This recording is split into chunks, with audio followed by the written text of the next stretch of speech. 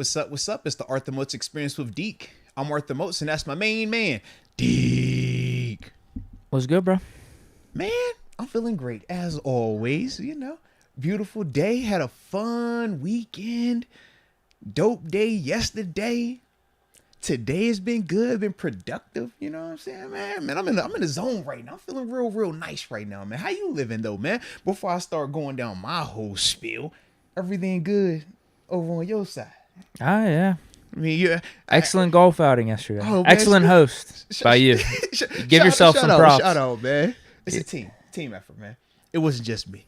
But yes, we did have the second, the 29th overall, but the second annual one hosted by me in terms of the McGuire Memorial Foundation charity golf outing. Yeah, man, over at Treesdale, bro. Yeah. And my celeb friend right here. Can we, before we even talk about what was going on with me this weekend, can we just talk about the celeb? Sure. Just communicate how that ordeal took place, man. Well, you wrote me down as a celeb. It's not something I necessarily asked for, but you told me you're a celebrity. I got some good treatment. You said you're a celebrity, man. That's what you told me. You said, "Yo, I'm a celebrity. Put me down as a celebrity. People gonna pay to golf for me." I said, "All right, Deke, I got it, bro. I've seen you take pictures with fans. I've seen you sign autographs. So I was like, you know what? Yes, Deke, you are. I'm with it, bro. So I was with it, bro. So how was the introduction? Was everything good? Like, give me the full breakdown. Everything man. was excellent. I pulled up. Mm-hmm. Walk up to the clubhouse. I see you. Yeah. Spot you up real quick. Then I go over to registration, and whenever I'm talking to the girl at the table, giving her my name and everything, not on the list. And they were like, "Are you a celebrity or VIP or something?" I'm like, yeah. Most probably put me down for something like that. So she wrote my name down and was like, "Okay, just hold off a little bit here. We're trying to figure out what to do with you guys, whether you're going to be riding around in a cart on your own and do like guest tools or whatever, or if we're going to put you in a group." So I'm like, all right, cool. I go grab my clubs, put them up by the clubhouse, just sitting out on the front lawn. And then I go in, I'm like, all right, we got like probably 15, 20 minutes. Got some time to spare. Yeah. Get some nice sausage, egg, biscuit. That was really good. So nice shout out spread out there. The food was amazing. Big shout out there. Spread. So that I needed that in the morning. Then I go grab my clubs. I go back to the girl at the table and say, hey, so what's going on here? What group am I in? What should I do? Because it was probably like 10, 15 minutes until the shotguns start. And she's like, okay, we got you in a group. It's 4A. Just, walk down there. Right. So I go down to the carts. And it was cool because I see 2 bags on the one cart, and then I see 1 bag on the second cart. I'm like, oh, this is perfect. I'm going to fit right in. Yeah. We got a foursome. This is really good. So I put my bags on. And then like 2 minutes later, 2 guys walk up that have their names on the cart that I just put my bags on, and they're like looking around and stuff. Like, hey, what's the deal here? Yeah. I was like, is this your group? And they're like, yeah, but like we only got 1 bag on this cart. I don't know why they have our names on this side, this and that and everything. And they're like, who are you? I'm like, well. They got me listed as a celeb here, but they were telling me I'm playing in your group. Yeah. They're like, how's this possible? Because I guess the company that paid for the group, they paid for multiple groups. Correct. So they didn't even know they had 3 in their group. They thought maybe they already had a foursome set up. But then whenever they look through the names that are listed on the cards, they're like, yeah, I guess it is only 3 of us. Right. And shook hands and everything and grabbed some beers. Mm-hmm.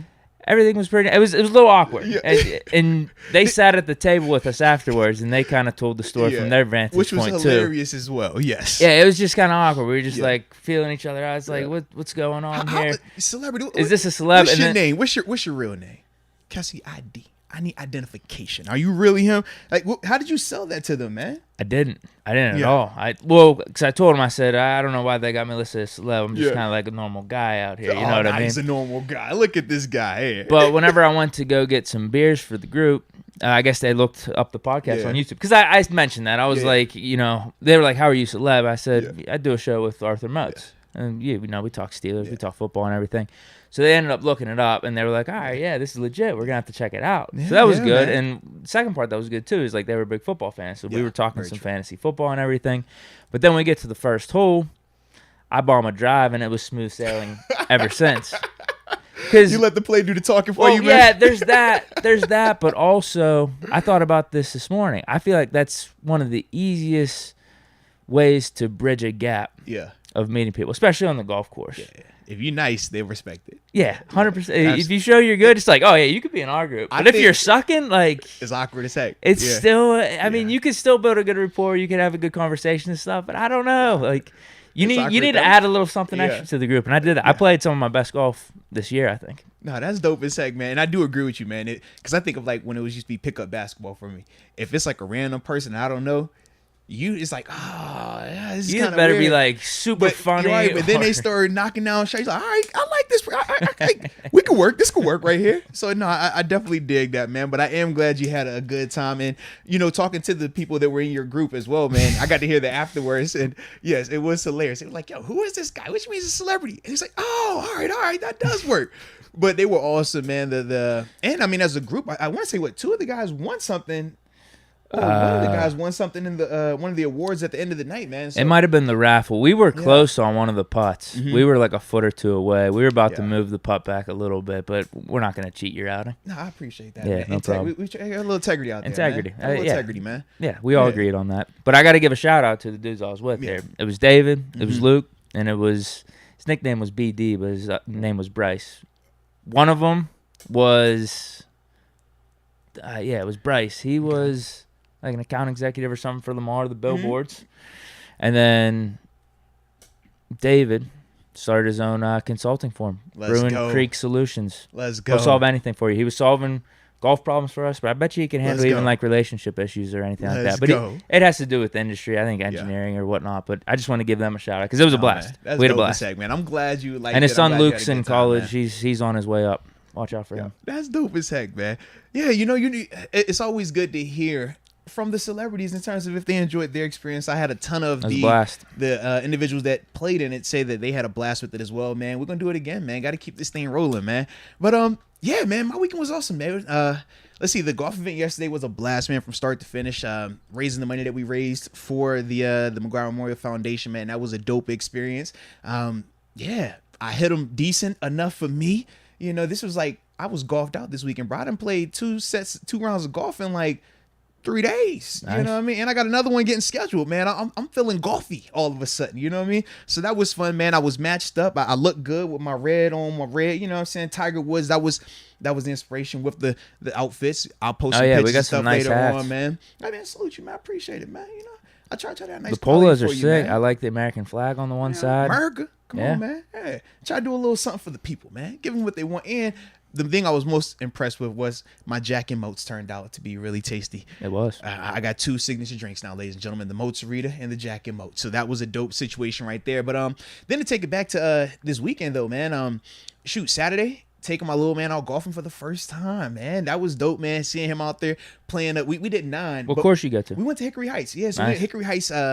Did the driving range for probably like 45 minutes. I remember you telling me, yo, it's doper to go to the driving range. Yeah, get loosened up a little bit. Just going to Top Golf all the time. And I see the difference. And honestly, I think that's why I played so well Saturday when I was shooting with my little man, versus yesterday. Because yesterday I did not warm up. Because you saw how crazy it was. It's like when you're at an event and then you're hosting the event, I was like, I don't really have time to warm up. We're going to figure out everything on the fly.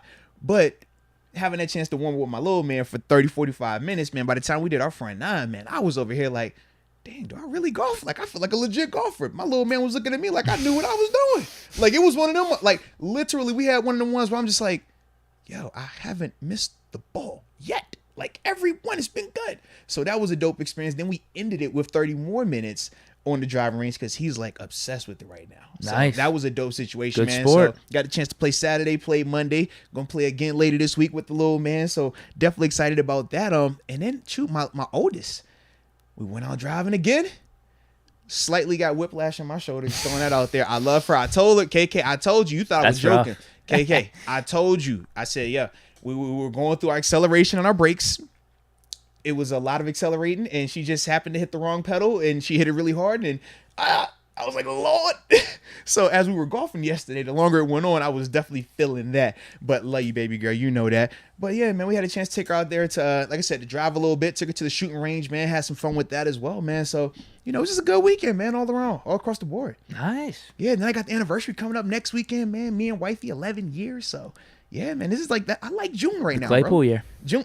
I don't want to call it the Claypool year. We'll chill on that one. I'm gonna get a different name. Julio. I'll go Julio here. We'll go Julio. Don't throw that on. Claypool on me, bro. Don't you do that. I am not going for that one. Isaiah Thomas here. There we go. That no, I don't like identity for him either. Now I'm cool on that one. Yeah. I'm gonna figure out another 11. I'm not talking Celtic. I'm talking Pistons. Okay. Pistons, Isaiah Okay, Thomas. That works then. Yeah. 2 championships. I was thinking. The only reason he went out is because I think he tore his Achilles. Yeah, I thought you was talking about the other IT. I was like, I don't want that one. Not Boston one. That little one. I'm good. No, yeah, he did not have a good end to his NBA career. Nah. I like happy endings when and I don't even want to say happy Lord. I just forgive me. I do not like happy endings. Okay, I like a nice story that ends with romance with my wife. There we go. That's how I will phrase that from here on out. I am not. Yeah. That did not come out right at all. I got to read the room. I know the climate. It's not good right now for that word. Okay, it's not good. But yeah, man, it's been just a dope time for me, man. So excited. Sounds about like it, it, man. Heck yeah, Been man. for a And I'm couple vibing weeks with my for it. dog, man. We still, kicking this thing off, keeping it We're here. rolling, man. The group's still with us every time. So, man, salute y'all, salute us. Let's get this thing going. I got to meet TJ in person yesterday. You did. Shout out to Terrence Garvin, man. Yeah, I forgot you never met him in person. I never met him. Yeah, so yesterday he was out there as well, man. That was dope, man, to see that banter in person. The WU pit action. It wasn't even about Yeah. that, really. It was just more chopping it up a little bit, and you Potential recommended the shot. golf You action. recommended Yeah. him doing the shot challenge Well- because he's really confident in his golf game, apparently. Yeah, well, the way and it's funny because I got a chance to see him golf a lot yesterday. I was like, okay, mentally he's competitive. Playing though, it's like how most people who are starting out, like moi, is. That thing is a rocky road. Some shots gonna look amazing. Sometimes you swinging and you like, bro, maybe it's the clubs. maybe the clubs are too short. Your cleats too. That's why you keep missing the ball. Like it looked like that, but for him, he's ultra competitive, and that's what I love. He's like, yo, I'm Michael Jordan with this thing, man. Like Jordan was betting big out here on the golf course. I'm like, I don't have that energy with golf. I'm just like carefree. I'm out there, not a care in the world. Oh, if I hit it, great. If I don't, who cares? My man was getting the sweat going on. It's like, yo, what's going on? I'm like, you got to just breathe. You got to relax. So knowing that, that's what made me think of it when we came to see you. I'm like, you know what? Yeah, you got the shot challenge. He likes to perform under pressure. He did play well when we did have incentives out there. So I was like, you know what? That's the play. He was amped for it. He definitely was. So too. stay tuned. He was ready, bro. There's probably going to be something happening. Yeah. He said he didn't want to team up either. I'll just put Yeah, that he out said there, he wanted too. it straight, He's bro. on record. Yeah, he said he wanted it straight, man. So I'm definitely excited about that. 1v1, Deke versus TG. Yo, Shot challenge. it's gonna be a vibe, bro. It's a vibe, man. So I'll be looking forward to whenever that clip comes out, man. But that definitely needs to happen soon, man. But yeah, and did you get a chance to meet Wes? I can't remember. I met him a couple times. Yeah, I'm gonna actually. say at the Yeah, tailgate. That's right. Yeah, but he was out there as well yesterday, man. So that was good, man. And the alumni and stuff like that, man. But it was definitely a vibe, man. So salute to everybody that was a part of that, man. But with that being said, let's get this thing rolling, man. Sure. Let's start today's show because we got another fun show for us. And shout out to all my Warrior fans out there, Dub Nation. You know how we, you know what I'm saying? Us diehard Warrior fans, man. I don't know about you. You wishy-washy, but us Dub Nation over here, baby. We won away. Let's go. All right, so let us know where you're tuning in from. We'll give you those big boy shout-outs and get this show rolling. All right, let me get this pop-out chat going. All right, we got Jar Devil, 310, San Pedro, California. Yes, sir. Alex Rhodes, the 312, Chicago, Illinois, flying to St. Louis for work and might catch the Buccos game. Oh, let's go. Absolutely. Okay, Buccos are down in St. Louis then. Yeah. 757 Chesapeake, that's the Barbarian. The crib. Hey, the Barbarian, man. I was listening to the Manhattans. I don't know if you know about them. They're like an old school singing group, R&B and stuff like that, right? Or soul, right? But man, the Manhattans. I know you know about them, the Barbarian. The lead singer, I forgot his name, but every time he talks, man, I swear I just kept hearing your voice, bro. So I know y'all be giving me the lookalikes, but literally in the midst of me listening to the Manhattans today, I say, yo, this sound like the Barbarian talking to me right now, bro. So just let you know, I was using my mind earlier and stuff like that. The Analyzer, 412 East Side, today with it. Let's get it. Maybe he's got some business to take care of down there. Man, you never know. Always got something. Jacob Malesio, 919 NC in the house. Let's get Always. it. Let's get it.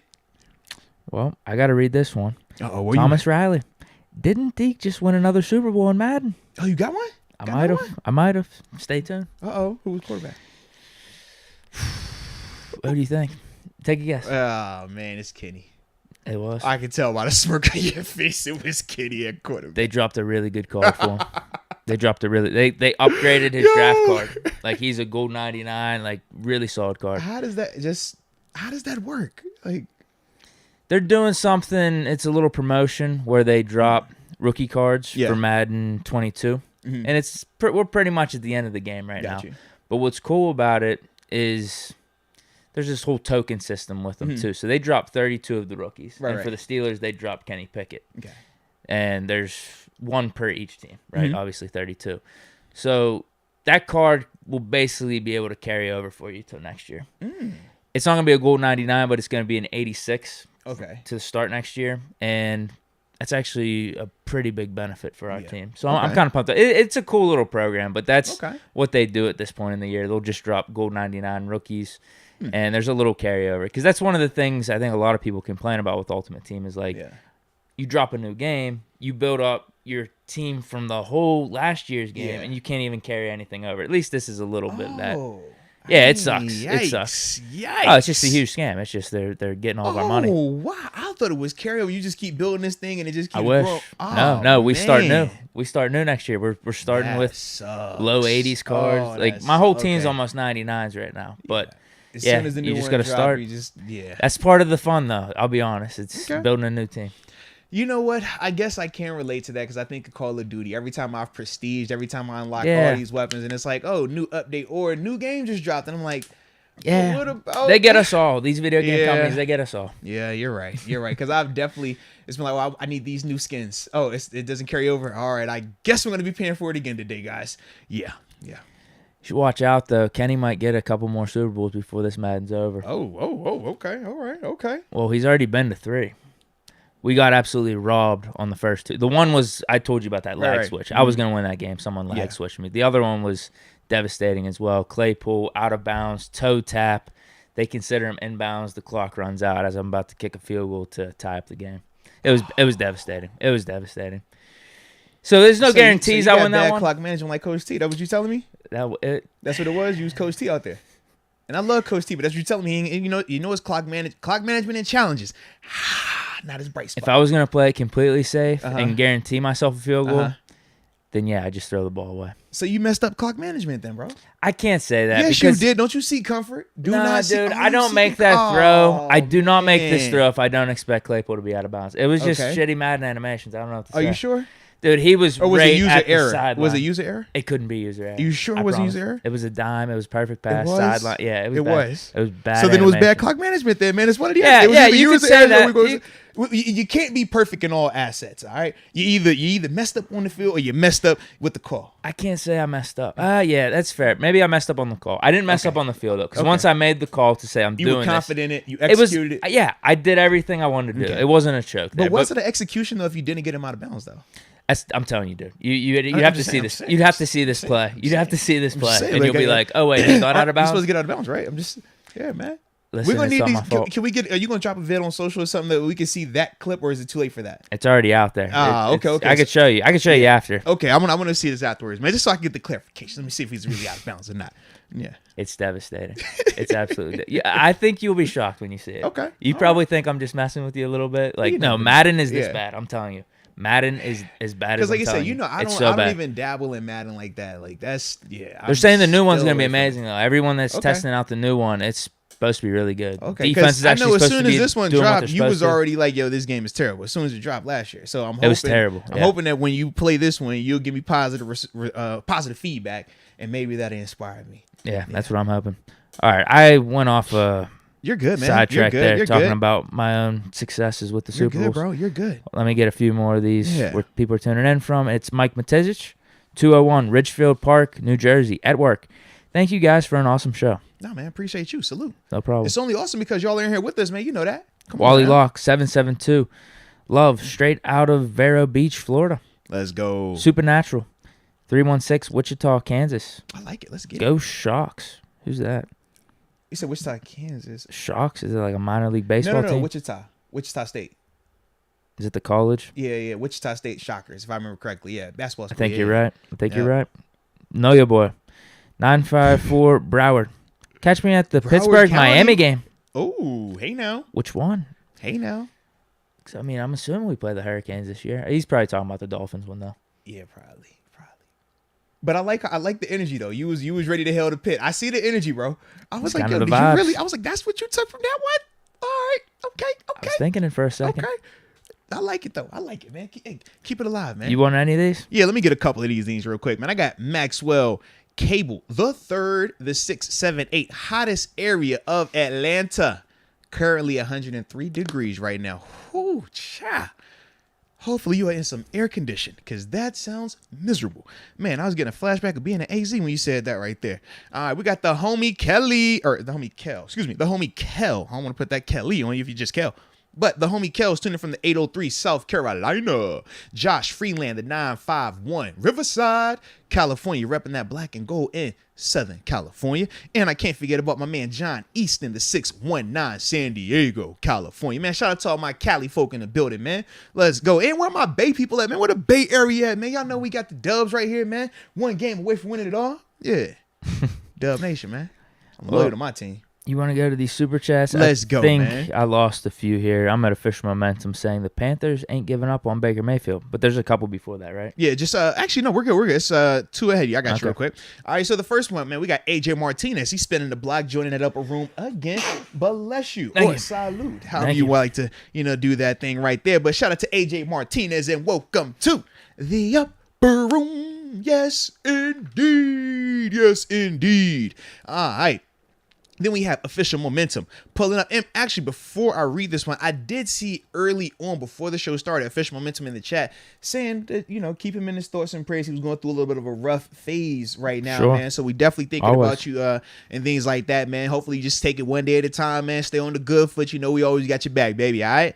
But he says, what's good, guys? Hashtag Momentum Mondays. Hashtag be prepared. I like it. Now we should be to you. Panthers ain't giving up. Yep. Yeah, this is some news right here. Mm-hmm. Panthers ain't giving up on Baker Mayfield, and if you Google search Panthers, Baker Mayfield, they are trying to get a trade done as minicamp begins. So I'm guessing each team has their own minicamp schedules? No, yeah, they do. The reason we're done early, Coach T just canceled our last week of OTAs. Okay. So we dropped 3 practices, and then we had our minicamp last week, whereas it was scheduled initially for this week. This should have been the last week. We were the only team? From what I've seen, yes. Yeah. Was there a reasoning behind that? That's interesting. I haven't really poked around to figure it out. To me, I just kind of thought of it as, man, if you felt that you've had high quality work, you already have your install in, I mean, what's the purpose of having them that extra 3 days? Now, granted, you can make the case of, well, man, you can get better. You can always something more to do. But I think from Coach Thomas' perspective, you could also make the case that, man, we feel good. We're healthy coming out of this thing. Why add to that? Yeah. Let's let these guys get a chance to, get off, go to where they're training at and stuff like that. And then we'll get them back here when it's time to go. And that's kind of how I viewed it, because I did think as a overall, just overall synopsis of OTAs and minicamp, I thought they were clean. I thought that they were all precise and efficient in terms of how they moved. I thought in terms of assignments, it wasn't a lot of blown assignments. And when I say blown assignments, the way I can identify it is when you're talking about in practice situations, receivers running wide open by themselves. That's a blown coverage. You see a running back hit a hole and there's nobody near him. That's blown assignment. If you have a rusher coming in and he's unabated to the quarterback, that's a blown assignment. If you see a miscommunication where a receiver is running one way, quarterback throws, and it's a corner or safety just there by himself, it's a miscommunication. It wasn't a lot of that going on from my perspective. So that's why for me, when I did find out that he was going to cut those last couple of practices, it was like, all right, cool. I can understand why. Yeah. How much different are the OTAs from minicamp anyway? No, it's no different. It's just a longer day in terms of meetings post-practice. So, and mandatory. Yes. Number one, yeah, they're mandatory, so you can get fined and all that in terms of being late, not showing up, which is why anytime you have guys under contract disputes, when there is a mandatory portion, this is why they always show up. So that part, yes. The rest of it, though, in terms of the schedule of the day and the practice is the exact same as your normal OTA practice. I think they might add maybe 15 to 30 minutes tops, but in terms of the duration of the day under an OTA standpoint, you're in there, probably 8 o'clock for your first meeting, but you're done by probably noon for the day, like with practice and everything, meetings included. Whereas when you're talking about a mini camp day, you're in there 8 a.m., but instead of you going out there to practice at 10, it'll be a walkthrough. Then you'll have a lunch break. Then you'll come out there and actually start practice around like 12 or maybe 1 o'clock in the afternoon. And then when you're done with that practice around, 2:30, 3 o'clock, then you're going to have meetings after that as well. So it's just more of a replication of an in-season day versus the OTA is kind of like a Friday. Sure. Yeah. Okay. But yeah, looks like the Panthers are still interested in Baker. Yeah, which is interesting, man. One of the things holding it up, though, and this is the one headline from Sports Illustrated, still discussing Baker Mayfield, but one obstacle remains. The contract, right? It has to be the contract. Yeah. And yeah, I read through it a little bit. It brings up the contract. Who's going to be paying the almost $19 million that he's owed? But I also wonder, too, with the allegations. Now, granted, I still don't feel like anything has necessarily changed with the situation with Deshaun Watson, but the allegations are still just lingering. So I wonder if you're the Browns, how quick are you to even now say, you know what, we'll give up Baker? Because if there is a case that, hey, man, all it takes is one of these to be proven to be criminal. Now, granted, that has not happened. It's been 2 grand juries. Still nothing is moved just yet. But if something were to change, how do they feel? Do they feel like, you could take that chance of moving Baker Mayfield, taking on a portion of that contract, and then hopefully living with a Jacoby Brissett? I don't know how, strongly they feel about that. So that's something that I also think could be, in this process in terms of like slowing it up in a sense, man. We talked about Baker, though, a podcast or two ago. Yeah. I do think it's just done with him, or he's done with Cleveland. Yeah, he's I not think going to so play as well, for yeah. him. So probably in the best interest of just both parties to move on, because that's why they didn't even have Baker Mayfield out for any of these OTAs and stuff. So they know. I don't. How do I want to phrase this? The Browns, I feel like, understand the position they put Baker in. Yeah. Essentially trading for Deshaun Watson. Like, yeah, we're moving on. That would be a slap in the face if Deshaun Watson does get suspended. It's like, hey, can you come back and just play like you know what they say? 6 games for us? I thought it was a business. It is. And I told you this. I honestly think if that happened, it'd be in Baker's best interest to play. Because if he played good, it's a business. You put the Browns in a really tough spot. It's a business, man. But if you're Baker, it's like, bro, they disrespected. You're right. Guy, I don't bro. think you put that Browns uniform on again. Yeah, and you know how his energy and his temperament has been throughout this process. He doesn't seem like the type that's gonna say, you know what, I'm gonna let you embarrass me and I'm gonna come back and kiss your butt at the end of the day. Like, I don't see Baker doing that, man. No.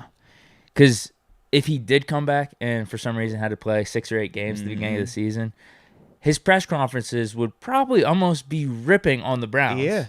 But then going out to play for them. And you see, this is why, when you talk about teams having your back, organizations want to support you, I don't really get that here. But I went in and still, I come out here and persevere anyways. I love my teammates. Because I do it for my team. I'm here for my teammates. I don't care about the organization, for the team. All of them but one player. The guy that y'all brought in to take my job. That's how, that means anything. And the Browns necessarily wouldn't want that. Correct. They wouldn't that want could be a little energy. bit of a distraction. Yes. Okay, that was official momentum. All right. Well, we got Dom P joining. What up, Dom P? Welcome to the Upper Room. Yes, indeed. Yes, indeed, baby. Welcome to the family. Greatly appreciate you from the heart. Official momentum.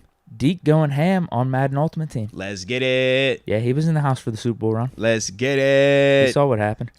All right, Felicia Ballard. What up, Felicia? Ballard. Hey, Deke and Moats. Moats, I know you want to be with Little Man for Halloween. Yeah, but Deke, will you be at the Steelers-Eagles game? Ooh. My trip is all paid up. Hey, now. Yeah, first off, Felicia, I appreciate you knowing I'm a family man, knowing that Halloween matters in the Moats household. So we ain't going to Philly that weekend? I won't be in Philly that weekend. Yeah, you might be inspired to pull up out there. As much as I would enjoy Philadelphia, even though I don't know how much I would enjoy it as a Steeler on Halloween weekend in Philadelphia, that could be a little iffy, just because I know how their fans get.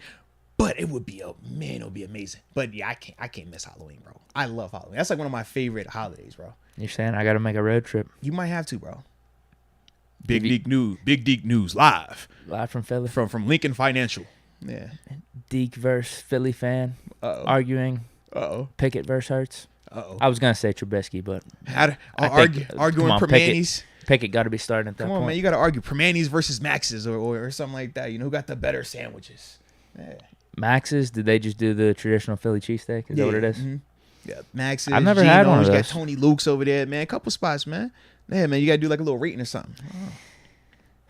That could be an interesting weekend. I would definitely need some people to come out there with me. Yeah, especially how you get. Nah, I'm calm these days. No, you're calm then too. It's just what you're saying. It doesn't provoke calmness. That's all. Yeah, you are very calm in your delivery. You're very calm in your tone. It's just with the things that come out.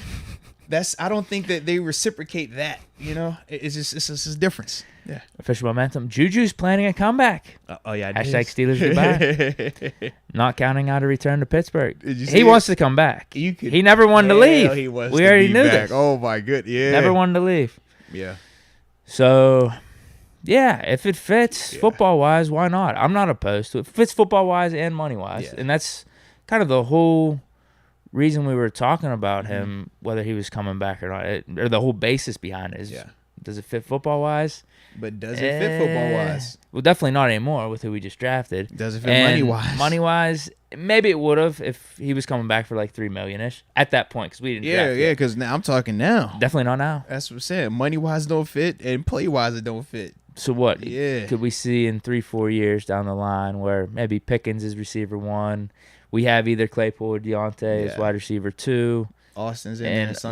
Maybe Austin goes somewhere else. He signs somewhere else as a free agent. We're looking for a third receiver. But now you said how many years down the line? That's 3 or 4. So what would that put Juju at then? This is year 5, so that'd be at 8. He's probably 29. Okay. I would guess 28, 29. Okay. Am I wrong on that? Not good because he was young. He's super young, 28, 29. So he still be young, man. It's happened before. Randall, Plaxico. Yeah, we'll see. Their returns were terrible though. That's very actually Randall Wells wasn't terrible because he had a 2-point conversion in the Super Bowl, but still I think that season he had like 150 yards. He was definitely on the downside of his career. Same with Plaxico. This was after he came back with the Jets from jail. Okay. So that's been he actually had some good seasons with the Jets though. He had some like a double-digit touchdown season, but then whenever he came over here, it wasn't the same. Yeah, it was not the same. Shout out to the homie Plax though, man. That's my dude right there, man. But interesting. Now, if you're Juju though, it's still new to him. And I could understand if 7 was still here, him saying, him wanting to be back. But right now, you got a chance to play with Mahomes and essentially be in contention to be one of their top receivers with no Tyreek Hill being there. I don't know, man. Pittsburgh's home. I mean, I get it. I'm just saying career-wise. Pittsburgh affects people different ways. It's like, man, he loves Pittsburgh. You're in a great situation, low-key. Now, depending on how you view it, it could be a great situation or it could be too much of a situation, But I'm like, man, you got a quarterback right there. You got opportunity right here. You don't have all these miles that are over here in Pittsburgh. And you don't have to worry about who is going to be the starting quarterback and if you're going to change that quarterback at any time of the season. Like, it's just way less volatility over there, man. Well, he's only got a 1-year deal. Yeah. So I don't even know if we'll be back with KC next year. Yeah, very true. All depends. But it's their second time having a chance at him, though. Yeah. First time they missed, second time they hit, man. Yeah. So clearly they see something in him. Official momentum. Yeah, he says, keep me in prayers. I did like his video, going through rough patches. patches. Did you like his video? Who? Juju's? Yeah, you see him with the Chiefs uniform on doing his little dance? I did not, actually. Yeah. He was it was like some hotel, man. Yeah, he was like decked out full uniform. He was TikToking.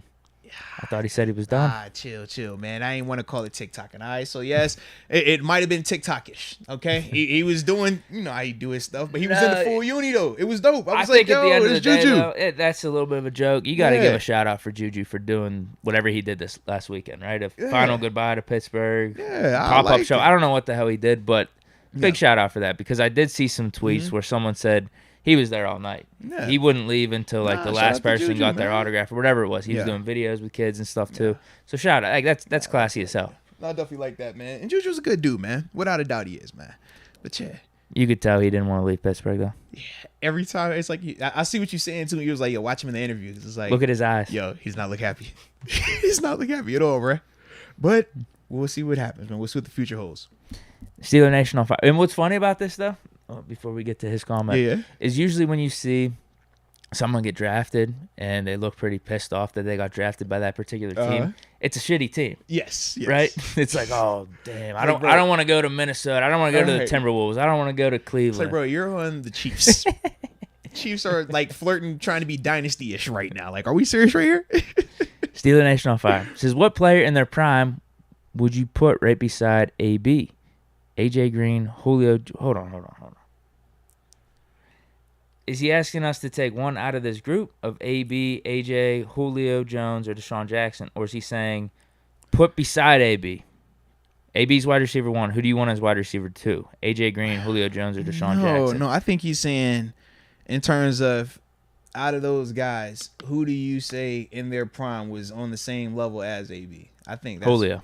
That's what I'm saying too. Not I think even a he's the only question. one, only one in that conversation. Deshaun Jackson, I mean, he was dope, but he was never on an AB or Julio level. AJ Green wasn't healthy enough. He was just not healthy enough. I'd say just a he was tier still below. under it, yeah. Julio was that dude, bro. To me, Julio, AB, Calvin Johnson during that time frame, like, they just ran that whole little situation right there, man. Yeah. Let's go, UW. What's up, guys? 75 days till college football. Hey, let's go. And we're up to 26 accusations against Watson. Yeah, man. Wait. Because 2 more came out afterward. I'll tell you, when we were in here, it was like 23. Then it was 24. I thought it went to 20. 24. Yeah. That was 2 additional, so it went up to 24, but now it's up to 26. So there's 4. Yeah.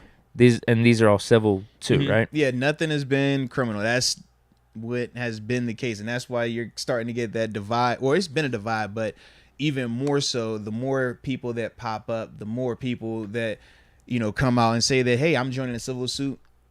It looks like, okay, either he is guilty as heck or this is a big money grab. And you can see, I mean, when you just read how people comment on this thing publicly, that's kind of where they lie with it. I'm, like I said, in the middle of this thing, just waiting on the facts and just letting the legal system play out. But yeah, that is the situation. But that's why it's like, yo, is he going to get in trouble? Is he going to get suspended? Or is he going to be fine? Like, nobody really knows right now with this thing, man. Right. Yeah. Yeah, we talked about this, last podcast too. Yeah. Don't know. Yeah, you gotta see how it plays out still with all this. But Official Momentum says, my cousin Deshaun Jackson said if he had Big Ben, GOAT, #AB. I did see this. Let me try to pull up this comment. I guess Deshaun Jackson was talking to AB about like their careers. No. That's his cousin? I don't know. Oh, okay. I was like, wait a minute, man. You can't be knowing everybody here now. Okay, no, never mind. I'm not seeing this thing. Give me some time throughout the podcast. Maybe I'll be able to find it. But okay. I think Deshaun Jackson was basically saying, like, dude, if I was in your situation, like, it'd be over. Like, me and Big Ben would have went off. No.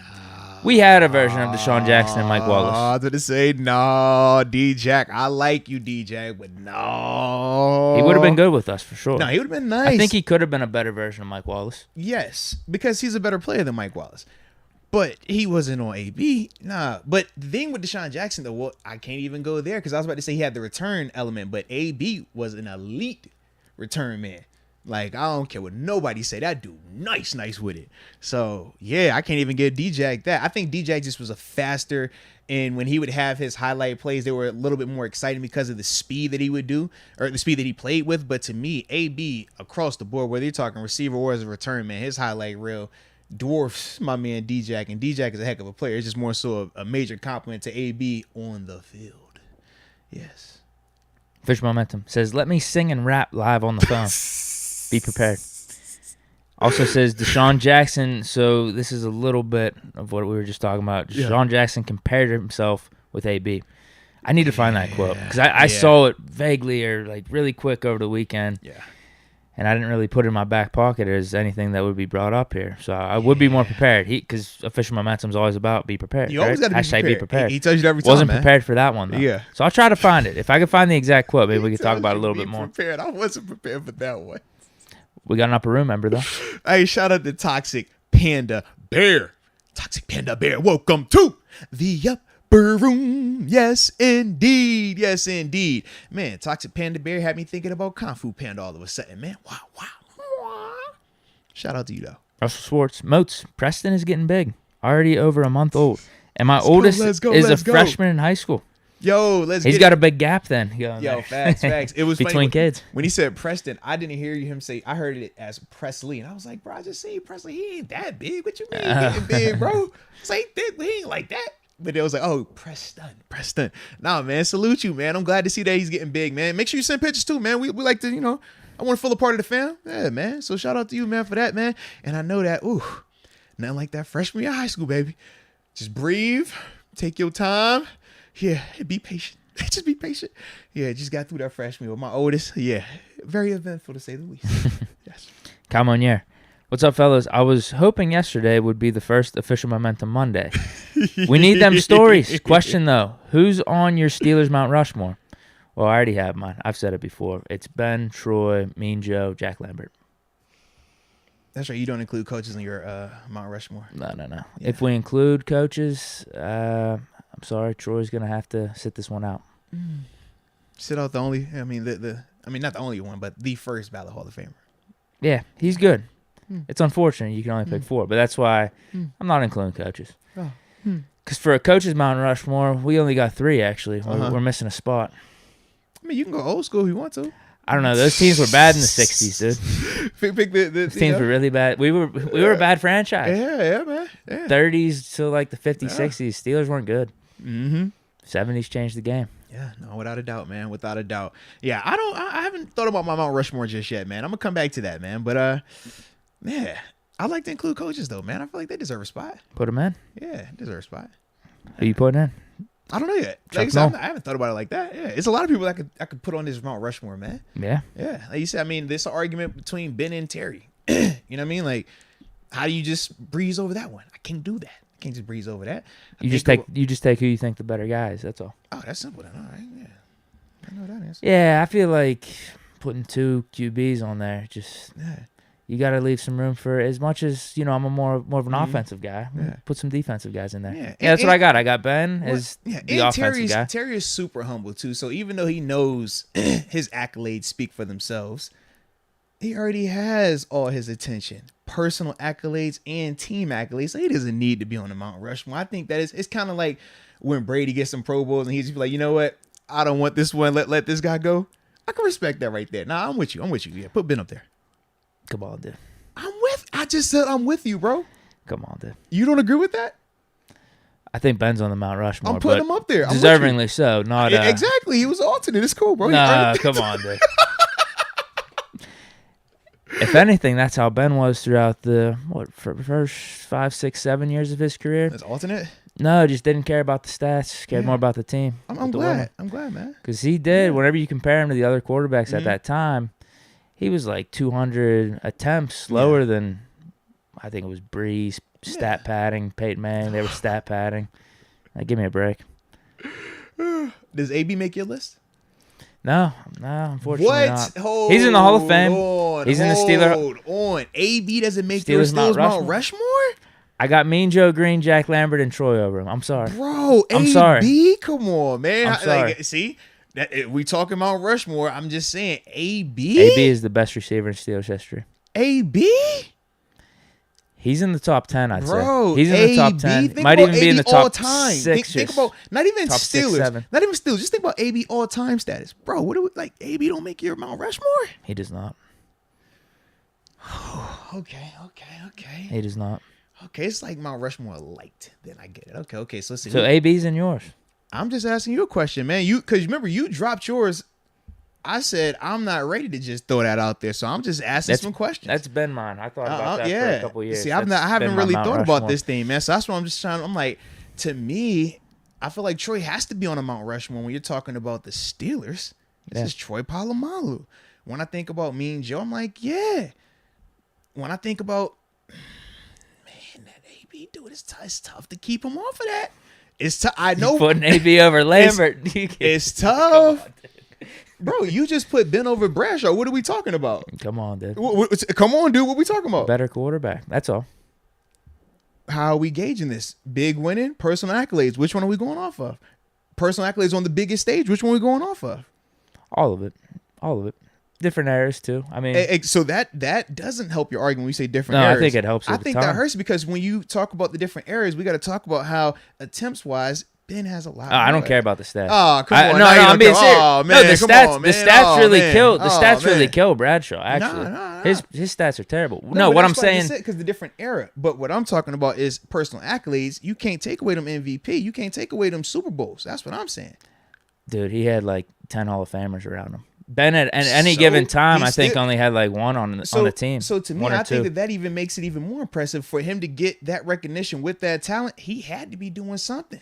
He had to be the guy to get to stand out, to get noticed. So we're just giving Bradshaw the nod over Ben because of an MVP? I'm saying, how many rings he got? He's got 4. I told you that. So that don't count? Ben kept us. I mean, different eras of NFL. So those teams were able to stick together the whole time. Oh, yeah, the free agency wasn't the same. Yeah. Whereas, like, with us, we've had our ups and downs. Every team has had their ups and downs over these last couple of decades just because of free agency. I'm with you that. Yeah. And because of Ben, we were always in the mix. 100%. That's why he's in this conversation. Yeah. No question. Like, it's legitimate. Like, we splitting hairs when we're really talking about it. Like, splitting hairs. That's the funny part about it. Yeah, understood. But you have AB in, huh?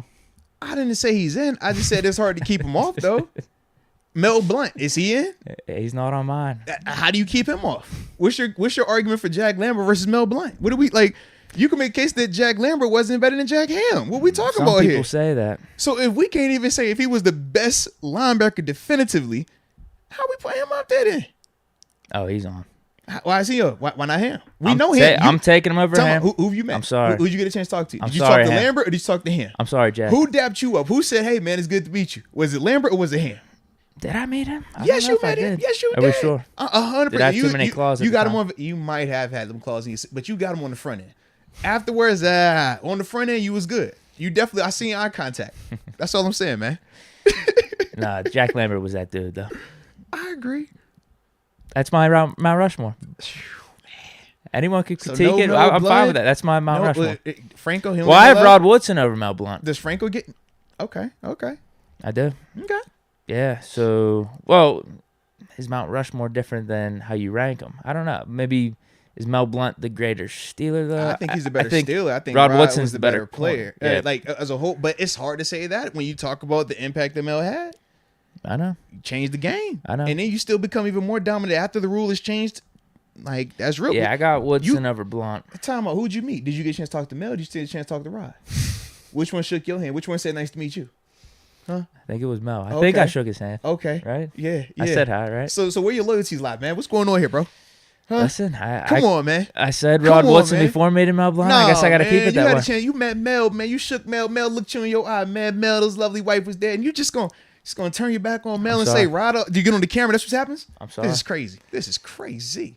So are you deferring your Mount Rushmore to a different date? No, I'm definitely deferring to a different date. Yeah. Because this is a dope conversation. I'm glad we're having it because I'm already thinking to myself, like, yo, this is going to be a nice little video people going to be talking about. And I think, man, make this a social media video as well so people can talk about it there too. I want to know, man, who y'all think should be on this Mount Rushmore because it's one of them things, man. But with that being the case, man, no running backs make your list? No Franco? No Bussy? No, those are the guys.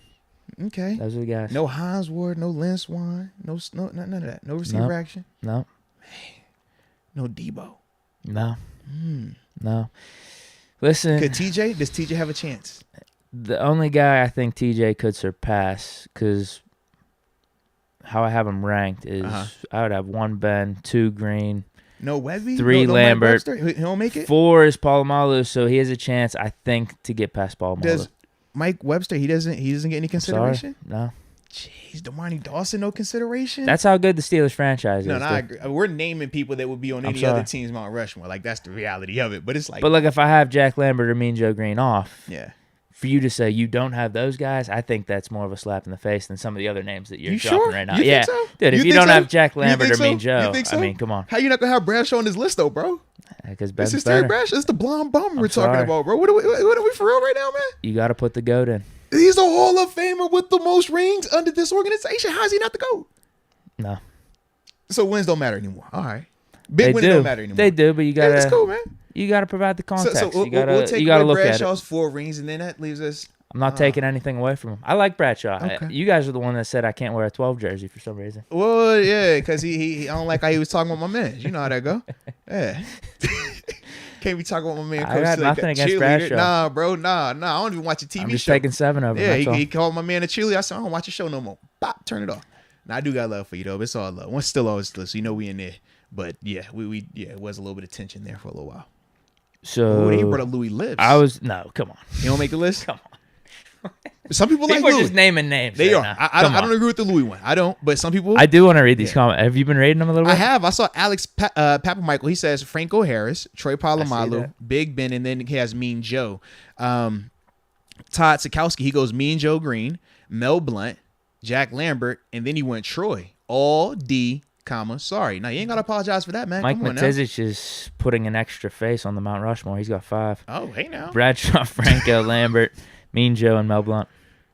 Ooh, okay. Thomas Riley, Green, Bradshaw, Blount, Lambert, Ward. He's got 5 as well. Okay. Mike Matizix, he went with the coaches element right here. He says Chuck Noll, Bill Cowher, Dick LeBeau, and Mike Tomlin. I was like, okay, that's a little different right there. Oh, the airline brought up Alan Faneca. Alan Faneca has to be in consideration, right? Oh my god, bro, this is just crazy. We making crazy faces at Hall of Famers now. Like, oh no, he don't make this. He ain't good enough for this list. Bro, this dude's a Hall of Famer too. It's a lot of Hall of Famers. Never mind. Yeah, because then we be talking about I don't know if he's in the top 10.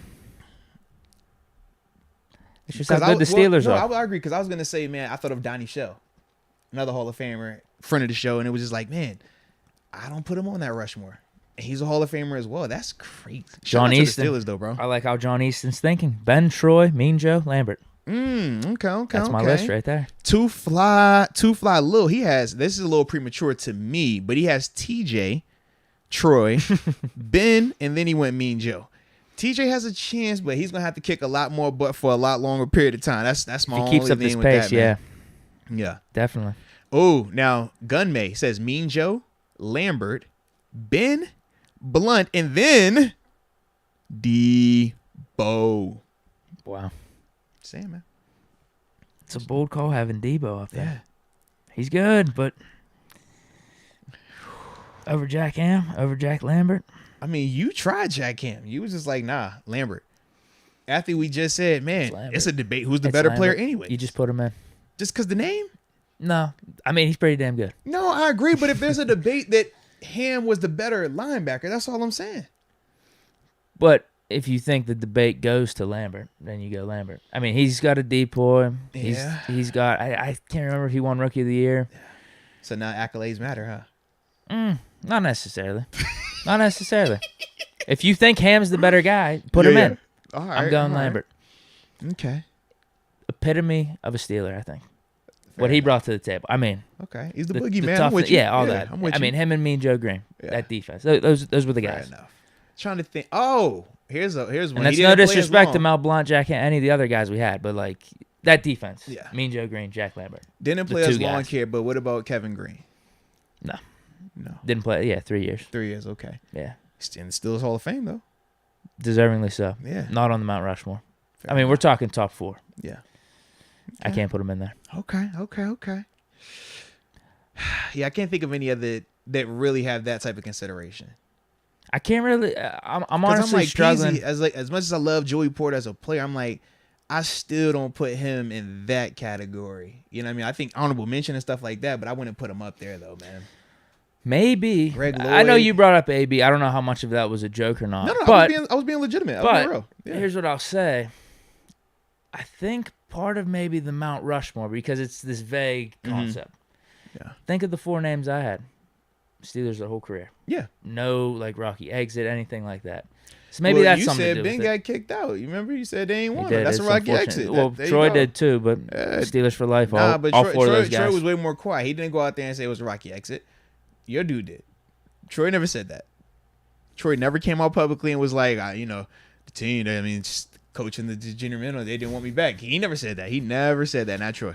I think he said it in a joking manner. But we all know some truths come from jokes. Oh, wow. Now his truths coming from jokes. Oh, yeah. I think that is. Like, AB, put him in the Steelers mount. That's just tough because of how the exit. He's going to be a Hall of Famer because of what he did in Pittsburgh. He should be, yeah. Like, that's the reality of it. I'm just like, how do we not have AB in this conversation?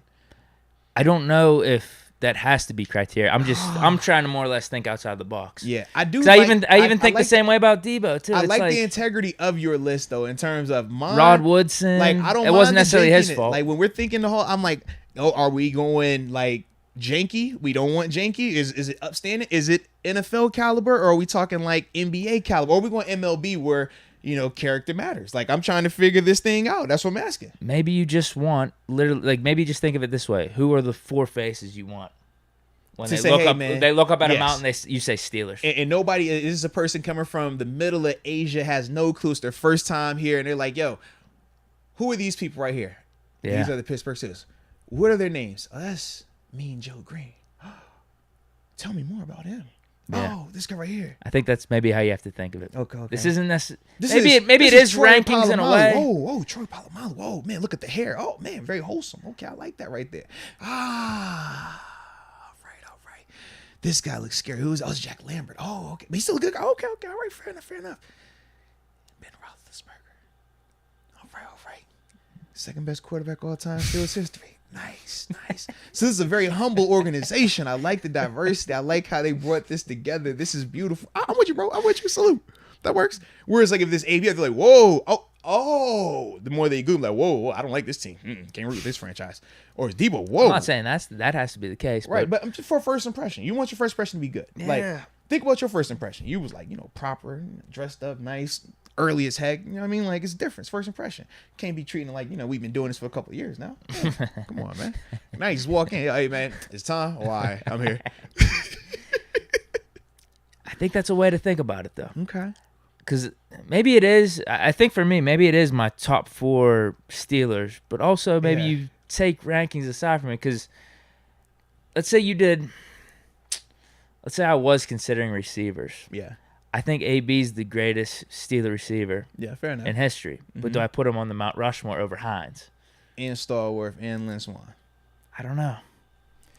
I feel like we got to have Mount Rushmore for each position. Whoa, that'd be fun. That might be a concept we're going to have to enter. Because, like, realistically, when we're talking well, it'd be about funny this, for, like, the 3rd and 4th quarterback, honestly. That's what I'm saying. Some people might be putting Duck on there. Oh, man, you better stop, bro.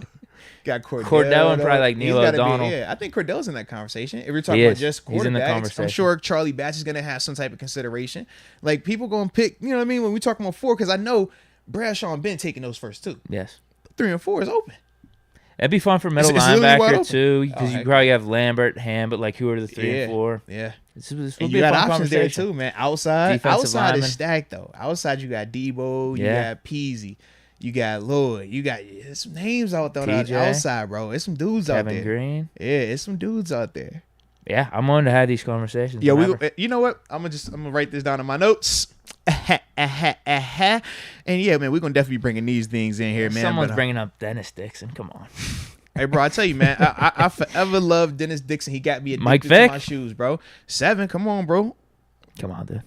Bro, don't play with me. No, we ain't doing that. That's my dude. For Steelers, though. Come on. He's forever 7 to me. You know this. He's an icon, okay? This one's good. Mount Rushmore for each decade. Ooh, okay. That's not bad. I'm putting it in my notes. That's a pretty good one. I like this, though, man. How we just fall into this conversation right here? Who brought this up, man? Someone in the super chat. It wasn't Cal, was it? Yeah, it was Cal Monier, man. Shout out to you, Cal, man. I like this. And another funny thing. So, I was talking about how I was listening to the Manhattans and I heard the dude talking. I kept thinking of the Brobarian. I don't know why, but as I was meditating this morning, laying in the bed, just going through my morning wake up, I kept thinking about Cal Monier, but only because it was in your voice. Okay. It was like, this is Cal Monier. Cal Monier. And I'm like, bro, why do I keep thinking of Cal Monier? Like, I don't know why, but you were on my mind as well, Cal. So shout out to you, baby. Now, super chats jumped on me. So if we want to get back on track, this one's going to be on you. All right. Perfect. So we got official momentum. He says, salute Cal Monier. Y'all check your inbox. Y'all check your emails inbox. I have not, but it's on my list to do today, though. I check my emails at night too. That's my other thing. So I'm getting there. I was recording actually, man. I was doing I was breaking down some film sessions, man. I had to because I realized, man, I was like, I keep talking about the film sessions. Big Mitch energy. I was like, I do these film sessions. I'm like, yo, I'm gonna do a film session. I'm like, yo, I get lazy though, because it's like, I be enjoying life, and then sometimes I'm like, I don't want to work too hard. Okay, I'm retired. I gotta do retired stuff. But I was like, you know what? Today I was just feeling productive. So I was knocking some of that out. So I have not checked that, man, but I definitely will, man, and we'll see what you got going on, baby. We also have Official Momentum also came back and said Nathan Lane is Timon and Ernie Sabella is Pumbaa in terms of the Lion King. Shout out to Timon and Pumbaa too, man. In the jungle, the mighty jungle, the lion sleeps tonight. I love that movie, bro. I'm sorry. All right, Steelers Nation on fire says, as wide receiver 2, that in terms of that conversation we were having earlier with if you have AB, who would you pair in their primes? Who would you pair them with in terms of Julio and stuff? Sean Jackson would be cool just to take the top off, but I mean, if you have the best 2 receivers in the league together with Julio and AB, I think you do that. Julio's still a 4-3. Let's not act like that. I think you just do that. By people. And then you grab maybe a speedster as your third guy. We could leave Mike Wallace as the third guy for all I'm concerned. Sure. When you got Dago and Julio and AB, Deke, you could be the third receiver out there, man. Yeah. You catch a little bit. Yeah. You catch a little bit. Yeah. They're going to have to double them 2 dudes, so you're going to have a very... It still isn't a favorable matchup because it's you, but you still have a good matchup. You know? Yeah. I like that. I'm just worried about, like, I'll get open. I'm worried about the split second after I catch the ball. If I'm going to be able to... What? You're going to get open? I will. Oh, yeah. the zone card. Yeah, that's what I'm thinking. I'm just doing little hook routes. I thought you was talking about, man. I was like, maybe. Whoa, depends who's on him. Who's on me. Who you think? Okay. If is it a linebacker? Like if I'm playing the slot? Hold on. Let me take a Let's sip go back to the 2010s and throw a linebacker on me. I think I get open. Unfortunately, it's not the 2010s. We're in the 2022s right now. So with that being the case, let's go down the list. Isaiah Loudermilk is covering you. Could you get open? Yeah. Yeah, I could. Okay. Yeah, I'll just take him deep. Yeah. You faster than Loudermilk? Yeah, I'll hit him with a little hezzy first. You're actually faster than Isaiah Loudermilk, bro. Yeah, I think so. I've seen both of you guys run in person. You know that, right? That probably wasn't real running for me. It wasn't a real burst, but trust me, I could still. I had Crocs on. I was carrying some luggage. You get a little bit, just a little glimpse. I think I tag him. I hit him with a hezzy and then just take him deep on a vertical. Yeah. All right. Okay. Let's see. Cam Hayward. Yeah. Absolutely not. First off, you're not getting off the line. Cam Hayward's gonna put them hands on you, bro. You're not gonna move. Yeah, that's the first thing. Same with Isaiah, but I wanted you to just think like, yo, you just gonna run off this line, hit this dude with a hezzy, and he ain't gonna touch you at all. You know, on the hezzy, the reason why I work is the guy got to commit, and when he commits, he's a big D line. What you think they're gonna do when they commit? I hit him with you know what? I learned a slant pattern. Okay. Some moves to do on that, so maybe I could even do that too. Okay. All right. I got a little route tree I'm building right now. Highsmith. No. I think I stop after defensive lineman. Defensive lineman or offensive lineman. D-Bush? Because I feel like I'm about to say Cassius Marsh. You be looking over here like, you know what, man? I kind of like me versus Cassius, man. You versus D-Bush. What's up? Who's my quarterback? Who's my QB? Who you want to be QB? You 7 could be your quarterback. How about that? Well, because we heard the story with D. Bush and the 7 shots, right? Yeah. Where Big Ben was just putting it in places where Devin Bush couldn't get it. So I think I'll get enough separation, just enough, where I can maybe catch a contested one on D. Bush. A contested? Can you catch a regular, like non-contested NFL throw? Because I've seen plenty of guys drop non-contested NFL throws. Give me those gloves. Yeah, I think I could do it. Maybe throw some stickum on it too. Okay. I personally don't think you're getting past Devin Bush. I personally don't. Devin Bush 2020 maybe? Or 2021? I don't think it matters. even the last year's Devin Bush, I still think he got you, bro. All right. What about... Let's have a little fun. What about my man Dotson? Yeah, I think I got the line. D-line and O-line. I like you against guards and centers. I don't like you against Chooks. I don't like you against Dan Moore. They got that footwork, you think? Yes, 100%. And you're not faster than the dudes either. So you're not going to have the advantage. What are they running, 5s? Bro, you're not running a 5, bro. You don't think? They flirting with 4.9. I feel like Chooks is definitely faster than you, bro. I would love to do this. Yeah. Just to kind of like prove it wrong or like. Yeah. Pros versus Joes. Just to show people what my 40 would be. Because I do think it wouldn't be that bad. But I have no desire to do that because I don't want to like tear an ACL or do something stupid. I have no desire.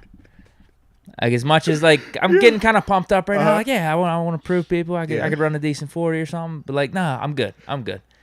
Can I be true? We could just say I'm running 5-1 or 5. I don't care what you guys say. I'll throw this out there, man. And in all sincerity, I do feel you 100% when you say that. There's times where I'm like just thinking of different ideas of like content, and I'm like, man, it would be funny to do like a washed guy combine. Like, hey, I'm retired. Let me see what I can do now versus my old numbers. Yeah. But every time I'm about to do it, I'm like, bro, I am not trying to pull a hamstring. I'm not trying to tear an Achilles. I don't want my groin hurting. Like, I just don't want to deal with that, bro. Like, it sucks, man. Yeah, like I wouldn't even want to do this whole route thing against whoever you're putting me up against, because I would actually have to probably try to work to get open. I don't want to do that. Yeah, and then I'm thinking to myself, because the former athlete in me, I'm like, okay, I would need to go and take some time to like get my body, even though I'm in shape, get my body in moving shape, like how it was for football, because that's different than the training that I'm doing now. I'm like, that's a whole nother problem. I'm like, nah, I'm just forget that video. I'm cool on that, bro. But yeah, man, I definitely have thought of it though, and I do feel you 100% when you say that, man. So Cam and Loudermilk and the left and right tackles, no for me. Yeah, and any other guards, James Daniels, I think you can get him. I think you get Dotson. I think you get Mason Cole. Yeah, Green's got that speed though, maybe. No, Green will get you. I think Green will get you. Yeah, Green's super athletic. Yeah, you're not gonna run by him. You're not gonna be quicker than him laterally. Yeah, I think Green will get you. But he's probably the only one though. Yeah, because guard wise. Yeah, because I'm saying, because we're not talking about the tackles, just the interior part. Like, I don't think Dotson's gonna be able to run that, like the vertical part with you, and they're not gonna be like understanding how to even cover like that. Whereas at least like with the D lineman, you still got to drop every once in a while. Even if it's not a lot, you still got to do something. You know what I mean? So it's like they at least got a familiarity with it, and they're watching it. You know what I mean? Like they hear it, they know enough. Yeah, to stop you at least. Oh, that's never happening. Yeah. It's just not. But yeah, that's pretty funny though, man. All right, let me keep going with this thing. We got Loso Scotty. Shout out to Loso Scotty. He says Juju will be a Pro Bowler with Kansas City. Holmes is better than old Ben. Come on. Now, when he says old Ben, does he mean like old age Ben from last year, or like old Ben like vintage Ben? Because I think that's a different conversation if we're talking about, you know, the glory years Ben. I don't know, man. Yeah. Hey, I like Mahomes over last year's Ben. I like Mahomes over last year's, but if we're talking like OG Ben, I don't know. It's a conversation. It's out there. I thought Ben was going to outplay Mahomes in those games. Mm-hmm. Fortunately, didn't happen. Mm-hmm. You live with it. Fair enough. Mahomes had a better season than Ben last year too. It happens, but as I mentioned, he still got to catch up though. He got to win another Super Bowl. You know. As I mentioned, there is context to it, and I do think Ben's season last year was hijacked. Yeah. So throw that in your consideration though too. I'm with you, man. Whenever you're trying to compare Ben's last season to other quarterbacks around the league, he had to go up against the Steelers organization too, unfortunately. Yeah, this is funny, man. Not only opposing defenses, but also our own organization. That's a lot. Yeah. That's a lot for a quarterback to go up against. I would agree. Still made the playoffs. Hey, heroic. Man, he's the man. Legend. Second best quarterback in the Steelers all time, baby. I'm with you, bro. That's a heck of a accomplishment, bro. Let's be real. Come on, dude. That's all right. He's 1B. Brash, I can't do it. Because we saying here it's all about Lombardis. So it's just simple math. 4 is greater than 2. That's how I looked at it. Different eras. It's just they ain't say that with LeBron and MJ. They want different eras. Is 6 is greater than 4. I think that's a different conversation. That's just math, bro. I know math. I can count. I think LeBron's in that mix. He's definitely in that mix. Yeah. Jordan. I think I'm still taking Jordan right now. Fair enough, man. All right, let's get it going. Official momentum. He says, it's my cousin for real on my mom's side in terms of Deshaun Jackson. I'm caught up. We do know D-Jax is his father from here, right? Is his father from Pittsburgh? Because I thought his father was a Steelers fan. Yes, I remember that. And that was a part of the reason why we were saying that he would come here through free agency. But I don't know if his father is from here, because I know D-Jax from Cali. So, yeah. He's a Steeler fan. That's all I remember. That's all I don't know if he was from here or not. But hey, man, if that is your fan, man, shout out to you, Official Momentum. You are becoming the more and more the most interesting person in this thing, man, because you seem to know everybody. He might need to be a celebrity. Like seriously, in the next golf outing. There it is. Check credentials, man. Yeah, that's all you need, man. Ty_2. What's your guys' opinion on cash versus salary cap? Pat McAfee talked about it recently, and when you guys come to Duval, make sure you sit in the pool section. Ooh, yeah, because they do got a pool in their stadium in Jacksonville. I don't know what he's talking about in terms of cash versus salary cap. We talked about it. We're just saying how the Rams operate. They live more with like cash.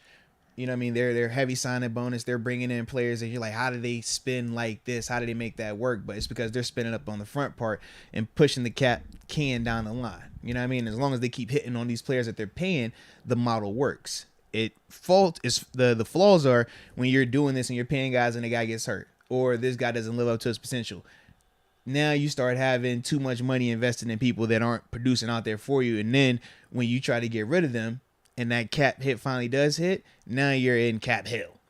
Whereas the way we operate in Pittsburgh, we don't do a lot of the upfront, the spin. We like to take our time with it, and that's why even though we've never had like an influx of cap space, that's because of us having been and him being paid what he was paid. But the way that we operate, we never really have to worry about being in that like cap hell, so to speak, where it's like, man, we just always in the neck, like we just can't do anything. Like we don't really have that, but we are not a team that likes to spin on the front end, which is what the Rams do, which is why when you see the people they get and the contracts they give out, and we're always like, how do they do that? That's just the difference of it. But we talked about that, yeah. It'll just be kind of like the brief rundown. It'll be interesting to see how it plays out for the next like 2 or 3 years. You think having McVay, it's always going to keep you relevant. If you start to go down that cap hell space, well, we'll see. They might just have to take like a year or two, almost like the Warriors did. Yeah, seriously. Where they're not really tanking, but you got Clay hurt, Steph's getting hurt.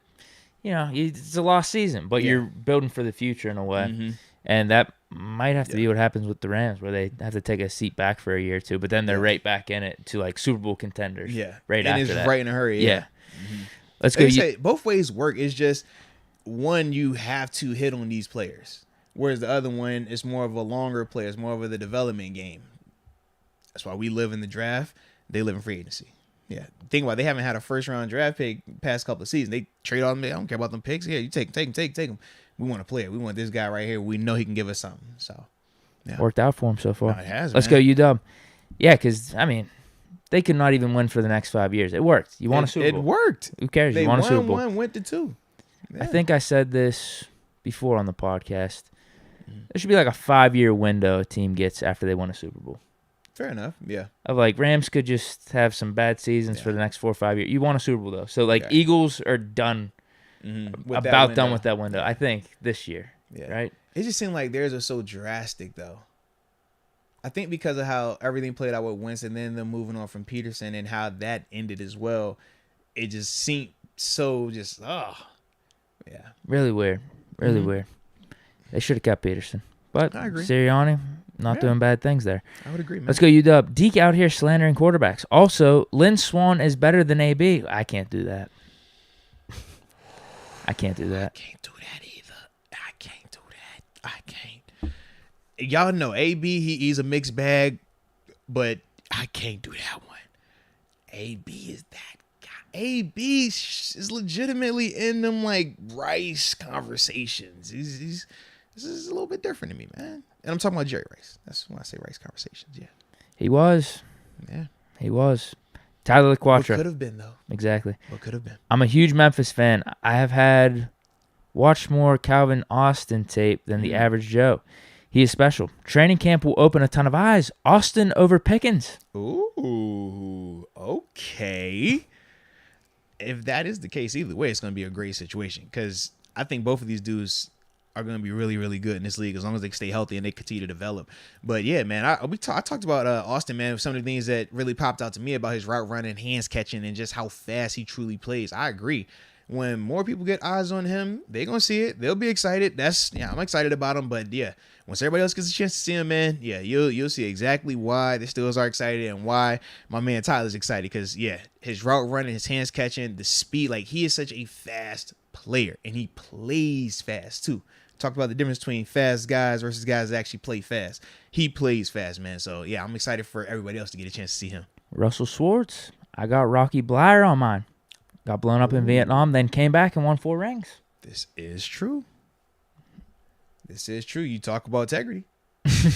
He's definitely He's definitely Mount serving Rushmore. America? He's definitely Mount Rushmore of integrity from an NFL perspective, bro. If there's like a NFL integrity. Yeah, he got to be in integrity. He got to be on that one. Has to be. Has to be. Al's another one got to be up there. You talk about serving, they got to above reproach, regardless of personal feelings. They got to be on that thing, man. Yeah. Yeah, perform in both fields. Yeah. So if we're saying in Pittsburgh though, I would go Rocky in terms of the integrity team. I go Rocky. I go Al. I'm throwing Cam up there too. Cam got off field stuff. Yeah, good guy. In the mix for like Walter Payton stuff. Not me, but that's what I'm saying for Cam though. Yeah. He's been in it. Yeah, he's won. That's what I was asking. Yeah, you were in it once or twice, right? Yeah, so I had it once. He's had it like 3 or 4 times now here in Pittsburgh. The only thing that was different for mine was I did it at 2 spots. I had it in Buffalo and here, whereas he's only been here, but he's had it multiple times here. No AB for this one? Nah, it's not looking good. Celebrity softball games? It's not looking good for AB. Stimulating the economy, coming back and doing a concert? It's not looking good for AB. Nah. Juju. There we go. Or Hines, maybe? Yeah. I can't remember what he was doing. He did Dancing with the Stars. He had the smile. Everybody saw that. Come on, man. Everybody. I wasn't even a Steelers fan. I remember the smile. So, yo, this dude here, man. All right. Juju wouldn't be bad, actually. Yeah, he's got to be in that conversation, man. Yeah, doing a lot of community stuff. Fun guy. Let me think who else is in there. Yeah, it might be Juju. Yeah. All time, integrity dudes, man. Shout out to the integrity. They gotta be in there, man. Get a little conversation. Come on, yeah. You put Ben on those Bradshaw teams, he'd have 8 Super Bowls. It's kind of how I'm thinking too. Unfortunately, we will never know. Well, maybe never mind. I was gonna say because some of those defenses I get an ultimate team. You know what I mean? We got a lot of those really good players, and I need to win more Super Bowls though. I only have 2 right now. I also wonder too, in terms of Bradshaw, he has had to go against some just crazy all-time great defenses back then. Whereas we know the way the rules are set up now, it's designed for offenses to be successful. It's designed for receivers. You can't touch them. Think about this, man. You can't touch a receiver down past 5 yards, man. You can't hit quarterback. You can't even land on quarterbacks. Bradshaw, man, they could shoot Bradshaw if they wanted to out there, and they wouldn't get a flag, bro. Come on. They could literally just rush the pass and pull out a gun and just pistol whoop. Bow, bow, bow. And be like, oh, didn't see anything wrong there, man. You're good. You can't even breathe on quarterbacks now, man. That's gotta get something, right? Well, I get that, but like I'm telling you, dude. Yeah. Ben, first 6-7 years of his career, that's what he was basically dealing with how bad our offensive line was, and how the rules still were at the time, and we'd go up against the Ravens defense and stuff. But those rules are drastically different even then compared to where Bradshaw was playing in, bro. I don't know. Ben took a beating, dude. Bradshaw and his team, bro. Come on, bro. That era there, that's like when we talk about NBA. 90s versus now. Come on, man. We know that they were some killers back then. I'm not disagreeing. Yeah. I just never saw it, but what I do know from, I think it was the latter half of Bradshaw's career, they did start opening things up. In terms of the Steelers' offense, I don't know how the rules were, but he was throwing a lot more. Yeah. Like he was throwing a lot more downfield. Yeah. But think about how much of a challenge that was. He didn't have an Antonio Brown out there. And we just said definitively, Lynn Swann, Starworth, they not AB. We know that. The crux of it for me is just with Bradshaw having those teams intact for a good decade plus of 10-plus Hall of Famers. Where I'm telling you, Ben, I think it was 1 or 2 at any given point. Think about how many Hall of Famers he had to play against as well. Bradshaw was going up against doggy dogs, like big dogs, big D dog. You know what I mean? Roof. Them dudes. I don't know. There were good teams back then. There were good teams around this era. I mean, I'm just saying it was different, though. Different. I can't say that definitively. I have to do some history research on that one. Fair enough. All right. See who else we got in here, man. Najee Lopak? No. I might have lost it. Hold on. Let me see. Grant Patterson. Yeah, Grant Patterson. Yeah. Law Dog and Foot or Vincent Shazier? Dang. Oh, geez. I don't like that question. I like that question a lot, though. And all them dudes is nice. I lean Law Dog and Foot for 2 reasons. Number 1, they had the longevity. Both of them dudes were able to have full careers here in Pittsburgh. But number 2, they actually were able to get the confetti. They won. They won a Super Bowl, you know?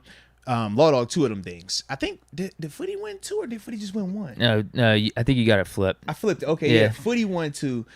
Timmons went to 2, won 1, lost 1. That's what it was. Yeah, he went 08 and then lost 10. Yeah. Whereas we drafted him after the first right. Super Bowl. Whereas Foot was 4 and 8. Yeah. Whereas when I think of Vince and Shea, it's like, man, I love Shake and Bake. They're my dudes right there. And we know Shea, I mean, he was setting it on fire, but no hardware. Neither one were able to win a Super Bowl. And then we talk about just the longevity. We obviously know what happened to Shea. You know, that kind of cut him really short. So yeah, and then Vince, it took him a while to even get into that role of being that other linebacker out there, man. So yeah, I gotta go with my dog, Law Dog, and my man Footy, baby, Larry Foot, aka my former coach. So yeah, shout out to him. Najee Loudpack, Moats and Deke, hope all is well. Little man is getting big. Oh, 21 inches it, now. Let's get it. Almost 10 pounds. Let's get it, man. 1 month old on Friday. I got the whole family. I got the whole squad. Military Black Force. Let's get, bro. Them things hard too, bro. I like that. Najee, man, make sure you send another pic too, man. I want to see the little man growing up, baby. That's beautiful though, man. Beautiful. Q. Deke ain't even faster than Rich Eisen. Come on. Dang, give me some respect. Come on. He does run a 40 every year though. What does he run? I think he runs like a 5. Like a 5'1" or something like that in a suit. Yeah, I'd have him. Yeah. I think he ran like 5'2". That's what I mean. I think I would get low 5'2"? force. Or high force. Bro, technically high force. Think about this. Context. Mike Vick, he ran a 4.7 when he just ran the 40. Was it a year ago? Yeah. So you're basically telling me 4.9. So you're only 0.2 slower than Mike Vick. That's significant when you're talking 40s. We're talking 0.2 slower than Mike Vick. That's if you two guys were racing 0.2. I'm here. This is you, Deke. I'm Deke right here. And that wall right there where the shoes are, that's Vic. You that close to Vic in a race for 40 yards right now? That's what you telling me? 4.98. So okay. So we're here to here. That's what you telling 4.98. Yeah, I think. Yeah. I don't know, Deke. Deke. You my guy. I told you, you're never seeing it. I don't know, Deke. I don't know about that one, Deke. We're never seeing it. I don't see I don't want to pull a hammy. I do not see you being within me being able to touch both of you guys' distance. I just don't see that. Understood. Yeah. That's a tough visual to probably try to This is Vic we talking conjure up about, in your bro. brain. This is Vic we talking about. Understood. And he ran 4.7. That's documented. 4.7. And he also said his hamstring started to grab too. That's why he slowed down. He definitely said that. I'm like, yo, it's for real. Maybe it's that's legit, why. bro. So the 4.9 is not that extreme. Yeah. As long as my hamstring doesn't get pulled. He was like, yo. So it could have been maybe a 4.5, 4.6 for him. So that 4.9 is a little more realistic for me. Nah, Deke. I don't think you understand 40 yards, bro. That's a little bit of a distance, man. Yeah. But there's zero chance that you're gonna be that close to Vic, bro. Zero. If they taking a picture of Vic, you're not gonna be in the frame. Wide lens. You're not in the frame. Understood. Yeah. That's honest opinion. That's fine. But I believe in you though, man. Steeler Nation on fire. Deke versus Mason. This is a challenge they want to see. Deke versus Mason at throwing the football. Ooh. Yeah, I think you wash you too though, bro. You think you Mason? I think I could bring that leadership element to the offense. Deke, the leader of men. I think one game I can get it done. Yeah. Little duck, little dink and dunk here and there. Oh, okay. Have some confidence, lob one up to Pickens. Deke I think he'll take care of me. So you reading it and you getting it out quick. Yeah, huh? I think I could read the defense. Yeah. Wow. You seeing over the line and everything too, huh? No, probably not. I'm like Kyler Murray back there. What? Just without the speed, or you got Kyler Murray's speed? I don't know. Maybe it was the Crocs. Maybe the Crocs is what gave me a bad scout report of you. You're gonna have to put those, like, I don't even know what they're called. Those things that you put in your shoes that raise you up about an inch or two. Oh man, height elevator. I don't even know what the hell they're called, but I can't believe people actually even buy them too. Do short people actually buy these height things you put in your soles? I don't know. Get you a couple inches taller. I don't know, bro. I don't know. I hope people don't buy them. I hope people don't either. Just be cool with who you are. We got official momentum saying winning moments today. Question mark. Hashtag another story. No, we're not doing winning moments today. In fact, man, it's funny. I just looked down. We hour 24 in here. We ain't even got to the topics yet. Oh, okay. But it's one of them days, man. We just having fun with it, man. So, but no winning moments today. And I did see somebody ask earlier, man, how many shows we're gonna be this week. We're only gonna do 2 this week because obviously we didn't go yesterday. We usually do Monday, Wednesday, Friday, but we're just doing Tuesday and Thursday this week. Because I gotta go out of town too, man. So yeah, But Tuesday and Thursday this week. So we got y'all. James Panzarella. The only time I was disappointed in Pittsburgh was watching Deke News report on hashtag Steel City Travesty, hashtag Goat Sabotage, hashtag Never Forget, hashtag Thank You 7. Thank you 7. Yeah. Had to give them the reports, man. Yeah. Had to give people the truth. I'm glad that he saw what I was reporting was just straight facts, not fake news. Yeah. Mike Matizich, wide receiver 1. These are his wide receiver rankings. So number 1, he is AB, 2 Ward, 3 Swan, 4 Starworth, 5 Plaxico. Shout out to the homie. Plaxico sneaking in there. That's interesting. At 5. Because I'm trying to think. Plax in that conversation. Is Antonio in that conversation? Right? Yeah, it's Holmes. Holmes over like Plax for sure. Gotta be Tone. Yeah. Holmes over Plax for sure. Who is there anyone forgetting? over Holmes? No, probably not. I don't think there's anyone. Randall L. No, I was Randall L. Wallace. Juju, Sanders. it wasn't long enough. Louis Lips, probably Yancey Thigpen, people would say, but I'm not putting them over Holmes. There's no way. Yeah, Tone's. There's no way. Super Bowl 43 gets him in. No, not over Holmes. Okay. Super Bowl 43. Okay. You gotta put up. Who else has really good numbers over probably like a decade for this? Like if Deontay stays on team, improves the drops, keeps putting up 1,000-yard seasons for like a decade, the Steelers, then I think you can maybe put him in over Holmes. Okay. Maybe. But that Super Bowl MVP, is that that's big, man. That's big. That Super Bowl performance. I mean, not even that, just playoff performance. I mean, he was so clutch throughout all those playoffs. Yeah. All right. Yeah, I can't put him over probably Swan or Stallworth or Hines, though. Okay. Because he didn't have just the longevity on the Steelers. I think it was 4 years when we traded him. MVP as well. So that kind of like is a wash right there. Yeah. Yeah. All right, we got. Okay. That was deep. Then we got like 4 of these left. Okay. And then we can we're gonna get this first topic. Tyler LaQuatra. If you had to buy 2 Steeler jerseys right now, who would it be and why? NFL.com was doing 25% off all jerseys over the weekend, and I went with Najee. Thoughts? Najee solid. You can't go wrong with that. Oh, he's not saying 2 Steeler jerseys. If you had to buy a Steelers jersey, I'd probably go the white picket one. Okay, a little risque. Yeah, I think you go with the picket. A little risque. I like it. Living on the edge, huh? Yeah, I would go with the Trubisky act now, but the jersey I would go with, I'm going with Boz. Number 1, Boz is gonna be here for a while.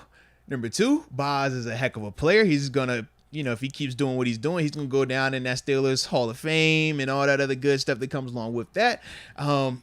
Number 3, he's going to be here, and he's going to be out there. You don't have to worry about anybody beating him out right now. So, I like the Boz part. Or you go with TJ Watt. That's the other, super safe. TJ Black, 90, box number, maybe whatever. Maybe Keller Rush. Yeah, whatever one you want. He's the other guy I'm thinking of. Yeah. The Can't go wrong analyzer. with that, though. Najee can't go wrong with Najee, though. Najee's definitely in there. And the analyzer I just want longevity with my jersey. I want my jersey to last for a little while. No, actually, here's my take on it, though. I think the dudes that lead the team, their jerseys are some of them, vintage. It's a little more interesting. Honestly, now's the time to start buying some Juju jerseys. I'm with you on that because I know we talked about this with Duck Hodges. Like when you see a Duck jersey now, it's gonna hit. Oh, I remember that moment. I remember this. Yeah. Mm-hmm. Apparently, he signed my jersey. Huh? Yeah, he signed that 6 jersey I had, that Duck Hodges. Okay. My brother wore it because the tailgate was having Duck Hodges host, so he took it down, and I guess it's signed. I got mixed reactions about that. I'm not going to lie. Yeah, I remember that. I'm not the biggest fan of that. That's when I got sick. I had COVID then. Yeah, I remember that. As weird as it sounds, I borderline didn't want that signed. Oh. Because, you don't wear it out now. Why not? I don't like that. I don't like that look. Signed jerseys? Yeah, I've never liked that look. I don't know what it is. I'm not opposed to signing the jersey, but if I wanted to wear it out, I don't like the signature. So why don't you go and buy a used one? I'm sure somebody's selling one. I don't know. Well, it was just one of those things. I'm not going to be out here looking for Duck jerseys. I saw it at a Steelers store for $20 and bought it. So it's not, I'm not going out of my way to find a Duck jersey. That's what was cool about it. Why don't you just wipe the sign off. Can't you? Like, I'm not doing that. See, that's too disrespectful. Then you're right. Like, you don't do that. Just get the alcohol. And it's nothing against Duck. It's nothing against Duck. It's just Yeah. I don't really want my jersey signed. Like, I want to actually like wear my jersey. Gotcha. I don't like the look of having the autograph on the jersey. Now, people can disagree with me on that. That's just more of a me thing. Okay. Yeah, because I've seen both. I've seen people that wear it after, like, signed, or even after I signed. I'm just like, man, you're wearing it, like, dang. But then I've seen people take, you sign it and they take it off. It's like, nope, I'm never wearing this again. I'm like, oh man. Yeah, people got their own way of doing things. Yeah. It's just funny because my brother wore it because he asked, "Hey, can I borrow your Duck jersey for the game?" I'm like, "Yeah, whatever." And then he took it down there and he told me he got it signed. I'm like, "What?" Like, I was pissed at him. He's like, "Wait, what do you mean?" He thought he did something good. Yeah. Deke, you proud of me, bro? I got your back, man. I told you let me, you know what I'm saying? This is great for you, huh? Nah, bro, what you doing, man? You messing it up. Official momentum. He says, put my name. See, I'm even trying to think. Like, that Vic jersey that I have. See, this is another. I don't think I'd want him to sign it. Interesting. Okay. I don't want him to sign it because I wouldn't feel like I could wear it anymore. See, for me, I would want him to sign it, but then I wouldn't wear it. I would just hang it up. Yeah. But it's even weird to me now. Like, it's days I'm like, yeah, I want to put my dude jersey on, but then I'm like, I've never really, like, especially as, like, once I got professional, I was like, I don't have, like, unless it's been a Shaq or a Jordan or a LeBron, like, I don't really do the whole football jersey thing. I don't know. It's kind of different. Yeah. 'Cause that'd be like me wearing, like, I don't know. It's just different. Yeah. Like, Ben, I guess I'd have him sign one just because I have an extra. But at the same time, I don't know. My main thing, if I meet someone, I think I've said this before. I'm just more like, shake your hand. Thank you for everything you've done, man. You know what I mean? See, I ain't even like that. I'm disrespectful. I just want to pitch with you. I don't really want to talk to you. I just want to pitch guy. I'm a pitcher guy because, to me, I mean, I have tons of pictures that I never even, like, share, but it's just like, I like memories. I like moments. So for me, like, I got pictures of when I met Kevin Green for the first time, and it's like, yo, this is just dope. Just when I go back, I think of and I look and I'm like, yo, I remember this. I remember that. Oh, I didn't even notice this part right here. Or I think of the first time I met this guy. I'm like, yo, I remember how this went with that guy, this and that and that. Like, that's for me what I want. I don't want a vid. I don't want to have no autograph. I only want to have, like, a long conversation because I respect your time. Because I know how I feel. I don't want to do it all the time. So it's like, hey, quick little snap. Bang. Thanks. Salute you, bro. All right. I'll holler at you. Like, yeah. Picture. Yeah, I guess you're. I mean, I'd have to take a picture with Big Ben. I'm a picture dude, right? bro. Yeah. I should have taken some with, like, Jack Hammond, like Mel Blunt's. I didn't do that. I guess I was playing it too cool. You saw who did, though. What did I, every time, what did I do? You definitely got pictures. You take the picture. I need a picture. Yeah. You got pictures with everyone. Yeah. It's like, because to me, it's times I look back and I'm just like, yo, this is dope. I remember when we sat here and we had this conversation. I remember this part of it. Oh, man, that was funny. But it's like, I don't have to share it with nobody, but it's just for me, you know? Yeah. All right, we got Steeler Nation on fire. No, this is official momentum. It says, put my name in the QB combo. Oh, hold on. I think it jumped on you. We got the analyzer. Yeah. In a future live show, can we get Deke to run a 40? I already said why that's not happening. We're going to have to get him, like, an injury clause. I'm going to take out, like, show insurance for him that day. Like, all right, what's the price of Deke's hamstring? How can we cover him for injury risk? For him to take part in this, we need a that's little what would have incentive. to happen. Yeah, he's gonna need some incentive because you got to realize if we just say, "Hey, I'm gonna pay you this on the front end, Deke," you just go out there and run. That's all well and good, but if he gets hurt, he got to rehab. That's a journey. That's a grind. And Deke, this is Deke we're talking about, man. That's a journey. Yeah. Hey, I figured out what those foot elevators, wherever the hell I was trying to call them, are called. Shoe lifts. That makes sense. Shoe lifts. That's a way better name than what I was trying to say. Yeah. Official momentum. We already said put my name in the QB combo. Steeler Nation on fire. Hold on, it jumped on me. He says double Oklahoma drill. Moats versus James Harrison and Deke versus Kenny. Oh, me and Debo together then versus you guys, huh? Because I'm not hitting Debo right now. Not a chance. Zero. Funny thing, I never even. So you take him in boxing, but not. Yeah, because it's different. Yeah. Yeah, it's night and day, man. In terms of, like, what you're trying to do. One, when you talk about boxing, it's hit and don't get hit. Like a move, stick a move. That's fun. Skill, power, all of it. Cardio, athletic ability, it's all in there. Oklahoma drill, that's just you get up off your back, get off my back. We're going to run full speed at each other and see who's just the person that can generate more force. Why would I want to do that?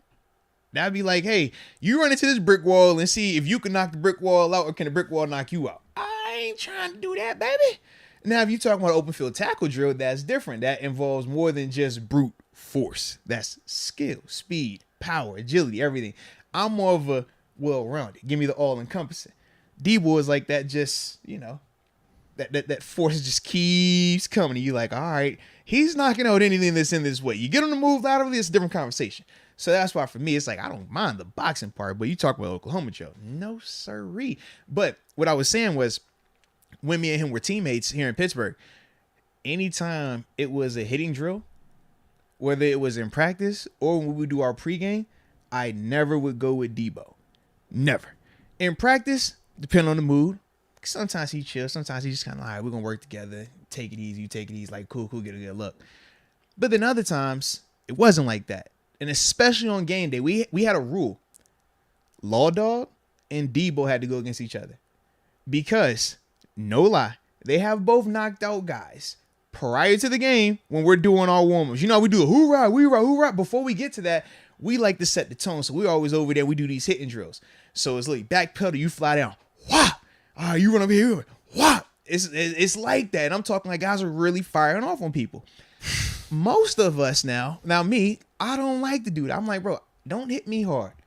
I'm warming up for the game, but I'm more of like a chill dude. Like when I'm warming up, I'm like, yo, what a camera at, bro? I'm going to get loose, but I'm just vibed out. I don't need all this. I know when I turn the switch on, I'm going to turn the switch on. I don't want to do that to you right now. So I would go with guys that would take that same approach with me. So we were good. Debo and Laudo, they don't take that approach, bro. They literally, it sounds like a gunshot. Bah! And you watching, I'm like, yo, that's your teammate. How do you hit that, man? Like, bro, if you hit me like that, dude, I will fight you right now. Like, on my mom. Like, I don't care, bro. Like, don't hit me like that in warm-ups. That's their energy, though. So, yeah, I would never go against Debo in a drill like that. So, I definitely want to go against him in this Oklahoma drill. But Debo's my guy. But I told you plenty of time, bro, heck no. Law Dog, hey, Law, you want to go? No, I'm not going with you, Law Dog. No, go. You go with Vince. And that was the other guy. We had to nominate Vince. Because when Law Dog left, it was like, yo, who going with her? Vince. Yeah, so that was the vibe, baby. Yeah, no one want to do that with Debo, though. Nope, not me. Yeah, I'm good on that, too. I don't want to get hurt, and also don't want Kenny to get hurt. He's got a competition coming up in training camp. He's got a QB competition. Big competition, man. Yeah. Big competition. Well, that's it. All righty. I like it. So with that being said, man, let's get to this first topic. Hour and 36 minutes into the show. But this is a topic that we have been saving. We've been hinting at.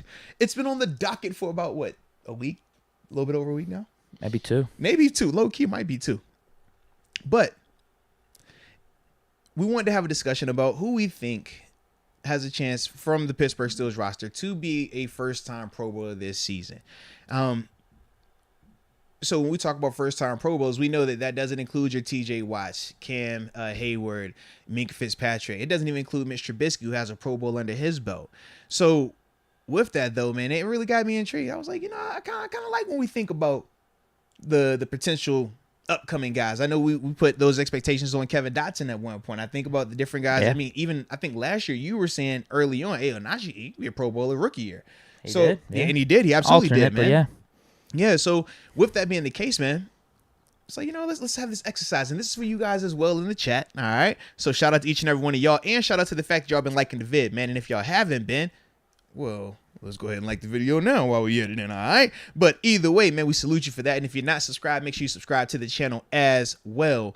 But yeah, man, put in the chat who you think, couple of guys. Name, if you want to put 1, 2, maybe 3, 4 people in there, whoever you feel, let us know, man. And we will react to that as well, man. But let you go first, bro. Yeah. Okay. It's your world. Let me just go over the names that I've listed down. Who would you consider player? I got 3 on offense, 3 on defense. Okay. Offense, Pat Freiermuth is number 1. These aren't really ranked in any order, but I just have them thrown out here. So Pat, obvious reasons, could make a big-time rookie to sophomore jump. And should. Yeah, I mean, last year we're saying you can't say a down year for Pat. Yeah. We just should have featured him more. I would agree. 500 yards. It was like 7 or 8 touchdowns. If those numbers go up to 800 yards, double-digit touchdowns, then you have a Pro Bowl case. Yeah. Chase Claypool, well, we're just waiting. Yeah. Because the talent's there. We're just waiting. It is. He's loading. Yeah. Listen, if Deontay made it last year with his numbers, which was a little over 1,000 yards, I think he had around 8 touchdowns, that's definitely feasible. I would agree. Absolutely feasible. And that was, listen, I thought Deontay got snubbed when the first voting came around. Like, I think there was receivers. It was like Keenan Allen. There was another receiver, too, that got in with worse numbers than Deontay. If that's the bar to make a Pro Bowl, Claypool, you can do that. The question just is, will you? Okay. 1,200 yards, 10 touchdowns for Claypool. That's what should be happening, I think. But will it? We'll find out. Kevin Dotson as my third pick. I know you got to have a little 6'9" in the action. I had to, dude. Got a little 6'9". Listen, come on, Freaky Deke. We know you roll. He was playing solid for us last year. Arguably the best offensive lineman when he was healthy between him and Trey Turner. Yeah. Coming into his third year, is this the one where he just really goes off? You talked about him and how he was looking in those OTAs, right? Yep. And then also way better shape. Him taking care of his body, actually taking care of his body, like in the sense of like rest, recovery, masseuses, things like that, stuff that he was not doing prior to this offseason. I mean, we talked about that on the show here, obviously, and I think on one of the other radio shows I've done, we talked about that as well. Man, he actually told me that. But he definitely, I can see that. So yeah, with him, if he can put it all together, here are the other guards in the AFC that made Pro Bowl last year. Batonio, he's getting up there in age. Yeah. But you know how the Pro Bowls work. Sometimes they just give it to players based off their name. We've seen it with Pouncey. We've seen it with Castro. Yeah. But Batonio's getting older. We've seen that. It was like, yo, how did that happen? Wyatt Teller, he's another name. Quentin Nelson, he's pretty good. Roger Saffold, he's older, though. So there might be an opening here between Saffold and Batonio. Could be an opening for the guard spot. Now on defense. Also, when you think about Batonio, because he's still in Cleveland right now. Yeah. Depending on how this quarterback stuff plays out, if they're in a situation where it's like dumpster fire situation, who knows?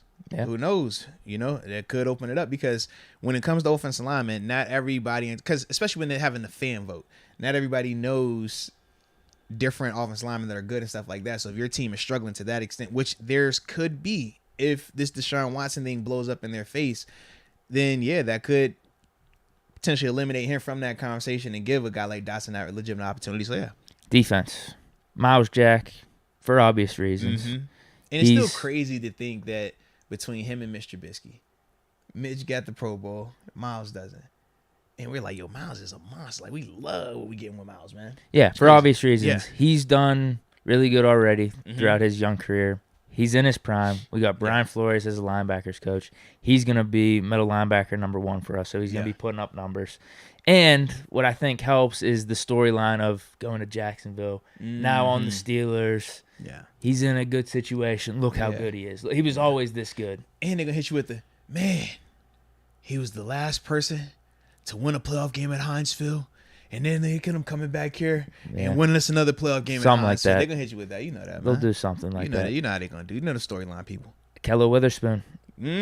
Spoon. If he keeps playing like what he did those last 6 games, that's a Pro Bowl caliber season, in my opinion. He said on some podcast, I think it was T.O.'s podcast like a week or two ago. I saw the soundbite.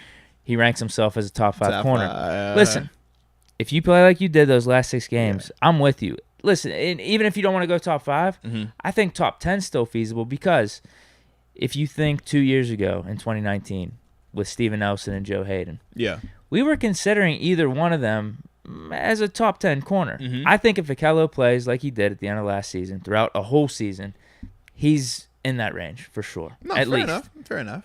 Maybe even top 5 if he can get more picks. But you say you got it. He's got to do it the whole time. Do it the whole time. He's in the conversation. So here's some of the other corners that made it out of the AFC. J.C. Jackson, Xavier Howard, Kenny Moore, Denzel Ward. Denzel Ward's been a little streaky. Bag, he's a mixed bag. Because sometimes he looks elite, and then other times you're like, oh, you could pick on this dude. Yeah. Alex Highsmith, last one for defense. Let's go. This is kind of respect, the same conversation as Dawson. Get that man some respect. Third year, puts it all together. Double-digit sacks across TJ Watt. If the whole defense is really good, if we're a top 5 defense, maybe best defense in the league, you know how that works sometimes. Yeah, absolutely. They're going to add multiple players from that defense into the Pro Bowl. Not just because, but Baltimore. That's how they were. What year was that? 19? Yeah, Judon made it with 8 sacks. Well, I was going to bring that up too, because the outside linebackers or edge rushers in the AFC that made it last year. TJ Watt. Judon. Yeah. 12.5 sacks, deserving. Yeah. I don't think he was a year or two ago when But it the was with 12 the and a half, Ravens. that was like an That was outlier up. for him. That was up against Bud Dupree when Right. Bud Dupree had double digits. That's why it didn't make sense. But then Joey Bosa with 10.5. Yeah. So like, could Highsmith get 11 or 12, and we have an awesome defense? But you also have to remember, kind of like the Aaron Donald conversation, it's not always about the sack number when they're talking about how disruptive and all those other things. So that's the other part with Bosa, in terms of like not just looking at, oh, he only had 10.5. You can get 10.5. But it's 10.5 thinking about how Bosa plays when you watch him, you know? Sure. Understood. Yeah. But those are my 6 that I have in the mix. Yeah, I like that a lot, though. Like, your list is fire. Problem with Pat is the AFC tight ends. Mark Andrews, Travis Kelce, and Darren Waller. It is freaking loaded, so that's going to be tough. Yeah. It's very much I think loaded. he's going to have a year on that caliber. It's just, will he get the Pro Bowl vote? Yeah. And they got name recognition, too. Yeah. Like, they have to have down years. Or somebody has to get hurt, which we don't want. We don't want anyone to get hurt, but I think that would have to be another thing. I'm trying to think who's another tight end that's in that conversation then from the AFC. Because those 3 right there by themselves are just, and you only get 2. Yeah. Tight ends in the AFC? Yeah. I mean, you got Kittle in the NFC. Right. No, I think Pat. Kyle Pitts, he's at NFC. Yeah, I think Pat's going to be in like that 4 to 5 range. He's in that mix, right? Yeah. Just as we're sitting right now. Man. But I think he could Unless have you expect maybe an upgrade from David Njoku, because now he has Deshaun Watson potentially. Because but he's a heck of an athlete though. We know that. And that's why people get excited about him in Cleveland. I think he's inconsistent though. That was a big contract. It was. It was double digits, right? It was. It was. But I wonder, like, okay, if they're saying now you're putting him with the Deshaun Watson, kind of the conversation of, okay, if you got a Ben Roethlisberger back there versus a Mason Rudolph back there, in terms of both guys in their prime, there is a difference. Well, do you want me to go through my pick? You know what they brought up? This is a good name right here. Shout out to Know Your Boy Michael Chandler, Mike Gesicki, the tight end down in Miami. Yeah, he's good. Yeah, he's definitely he's an AFC guy. Yeah. Good call. And this is last year down there. Oh, I think they tagged him. I don't think they got the deal done just yet though. Yeah. No, he's really good. Yeah, good call. He's definitely nice, man. Do you want me to give my pick out of these 6, or do you want to go through your stuff and then we'll both pick at the end? Well, yeah. So I'll go through mine real quick because I do actually have. That's what you're thinking. To me, honestly, our lists are pretty much identical. I just stopped with 5 guys. Excuse me on that. So I had. Did you leave out Dalton? Yes, I did. Oh, yeah. I did Pat Freiermuth because I think he's in that conversation in terms of his ability. My biggest thing that makes me hesitant about him is the quarterback play. I don't know what it's going to look like, and if we're all anticipating a quarterback change at some point, to me, that means that this quarterback is going to have to be struggling in some capacity or limiting us in some capacity, which doesn't bode well for Pat having those type of stats. Same conversation with Chase Claypool. I think that he has the talent. I think that he put up Pro Bowl discussion numbers even a year ago. Now, granted, he was not going to get in over Deontay, and if Deontay wasn't even a regular guy, getting into the Pro Bowl, then no reason would Chase be. But to me, I think that if you're getting a potential uptick in play, when you talk about 30 touchdowns from Kenny Pickett, Mitch Trubisky, Mason Rudolph, they got to go somewhere. You know what I mean? We didn't have 30 touchdowns from the quarterback position last year. So I think of Chase and I said, okay, does that mean he adds on a couple of these things now? We know he can score from his first year in the league, but it's like, man, are we going to get more of that potentially? Miles Jack, because obviously it's Miles Jack. I mean, you talk about you're putting him in on a super talented defense. The last time he was on a super talented defense in Jacksonville, you saw he was one of their leaders. He was one of their best players out there, and they had a very, very talented team, a team that came into Hinesville and kicked our butts. So with that, it's like, man, he's definitely one of those dudes. Like I said, I'm still surprised to see that he does not have a Pro Bowl already under his belt. And then with Alex Highsmith, exact same conversation, man. I'm extremely hype about him, man. Being able to see him work, seeing, his growth even last year as a more complete player, run stopping, pass rushing, and in coverage. To me, I think that he is set up in a perfect position to be that guy, to be that breakout guy, like we saw with Bud Dupree when he had his first double-digit sack season. And then, lastly, Ahkello Witherspoon, man. As much as I was conflicted between him and Levi, the thing that sold me on Ahkello versus Levi is Levi, I mean, he's been consistent. The past 3 years, 2 picks each season. I just don't know if he's the kind of player, though, that's going to be able to do some of the things like how we see Ahkello athletically. Ahkello is freakish. You know what I mean? Like, it's certain things that Kello can do, and you're just like, man, that length, that range. You see how he attacks the ball. Levi's game, I think Levi is a more controlled or smart player, but I don't think that he's gonna do some of the things that Kello does in terms of how he takes his chances, how he looks at the guy. Like we've seen him, you know what I mean? Like some of those plays, I just don't know if Levi is giving us that potential. Whereas when we saw how Kello, when he heated up at the end of the season, that was crazy. That 3 picks in like 5 or 6 games? Like that's some serious, some serious heat right there, man. So that's why I had him up there, man. But yeah, to me, man, I like both of our lists, though, man. In terms of like the idea, the concepts behind it. I'm gonna go through and read the chat real quick to see who they have, and then from there, I guess we'll give our hard, one offense, one defense guy. All right. Oh, we're going one offense, defense. Yeah, let's do it, man. Heck yeah. All right, I'm good with that. All right, so as I go through the chat, I see a ton of Pat actually. Okay. Here we go. Yeah, Robert Bennett says Pat has a huge chance. Stand clear. Oh, nope. Yeah, because, Mitch already has a Pro Bowl, so I can't go there. Rod Dollars, he says Claypool. And stand clear. In terms of Mitch, he has 1 Pro Bowl. I forgot what season it was from, though. Second year, I think. Second year? Okay. I was about to say, I knew I was sure it was his rookie year or second year, but, yeah, he has 1, and that was it. All right. Know Your Boy says Claypool, if he plays like his first year. The Analyzer, Project Pat, Gene Smith, Pat, the Brobarian. He says Mason Cole. That's an interesting one right there. It's not a bad call. That's interesting right there. It's not a bad call. Q says James Daniels. I can see that. All right, I like that. I like not that a bad right call there. either. I mean, if I was talking for Kevin Dotson and saying that the guard position, there may be an opening or two with James the Daniels names that made it definitely recently. in that conversation. No, you're right. That's not a bad call at all. Definitely. And I mean, I was breaking down some tape of him just, before we started the show, man, because that film session is coming. I got it coming. It's coming. But actually, it's already recorded. I just got to edit it now. But yeah, man, just watching more of him, he'll be in that conversation, I think. He'll definitely be in that conversation. All right. Let's see who else. Alex Michael. He says Pat and Najee, but Najee already has one. All right. How about this one? Don Butcher Bergen. Oh, who'd you have? Bush. Okay. Bold. I like it, though. Maybe comeback player of the year. If he balls out, he'll be in contention for it. Yeah. Yeah, he'll definitely be in that conversation. I'm trying to think who else is another headliner that's come back from injury that you have to worry about like that. Tyson. Yeah, but Tyson ain't. There's a position they ain't gonna give him that type of. You're love. talking league wide? Yeah, league wide. Oh man, comeback player of the year. Because Odell got hurt in the Super Bowl. Yeah, no, he played good with the Rams. Yeah, that's not gonna count.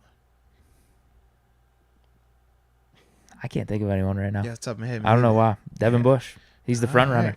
All right, we shall see. But Don One says Anthony Miller. Okay.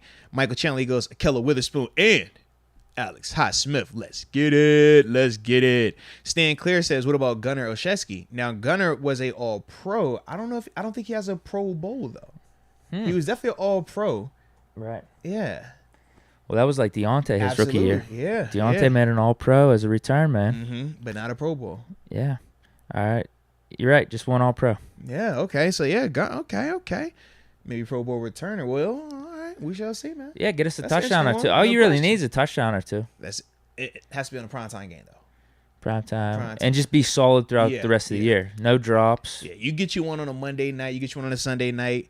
One of them Thursday. As long as eyes are on you, yeah. Like, honestly, if Ray McLeod just would have had a touchdown in 2020, he would have made it. Yeah. He had so many nice kick returns, punt returns, all that.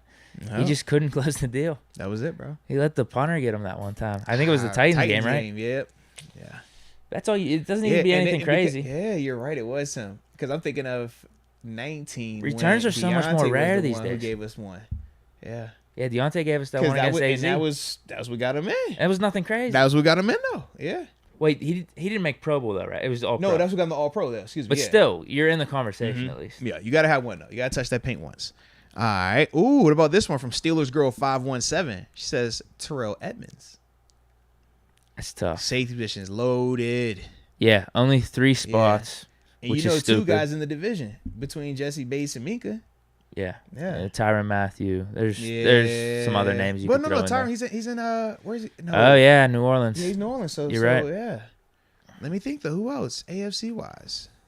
There's definitely other names. Well, no, you got the 2 in Buffalo. Michael Hyde and Jordan Poyer. Yeah, and both of them dudes all pros and Pro Bowlers. Yeah. Safety's tough, especially with the 3. And, if you're going to give one to a Steeler, it's Minka. Yeah. Probably not Edmonds. No. I think Edmonds is going to be fine. I don't think he's ever going to get that type of recognition. Yeah, that's tough.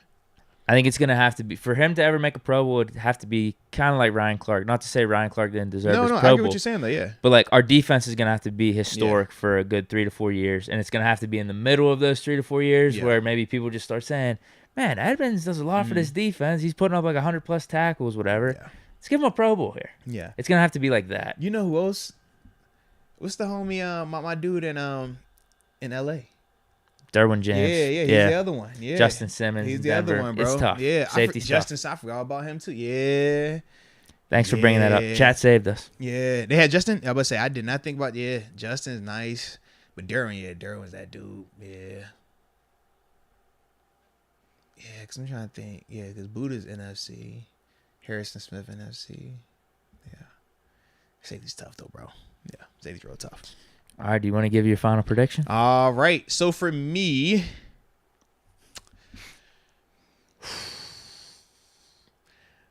I'm going to go.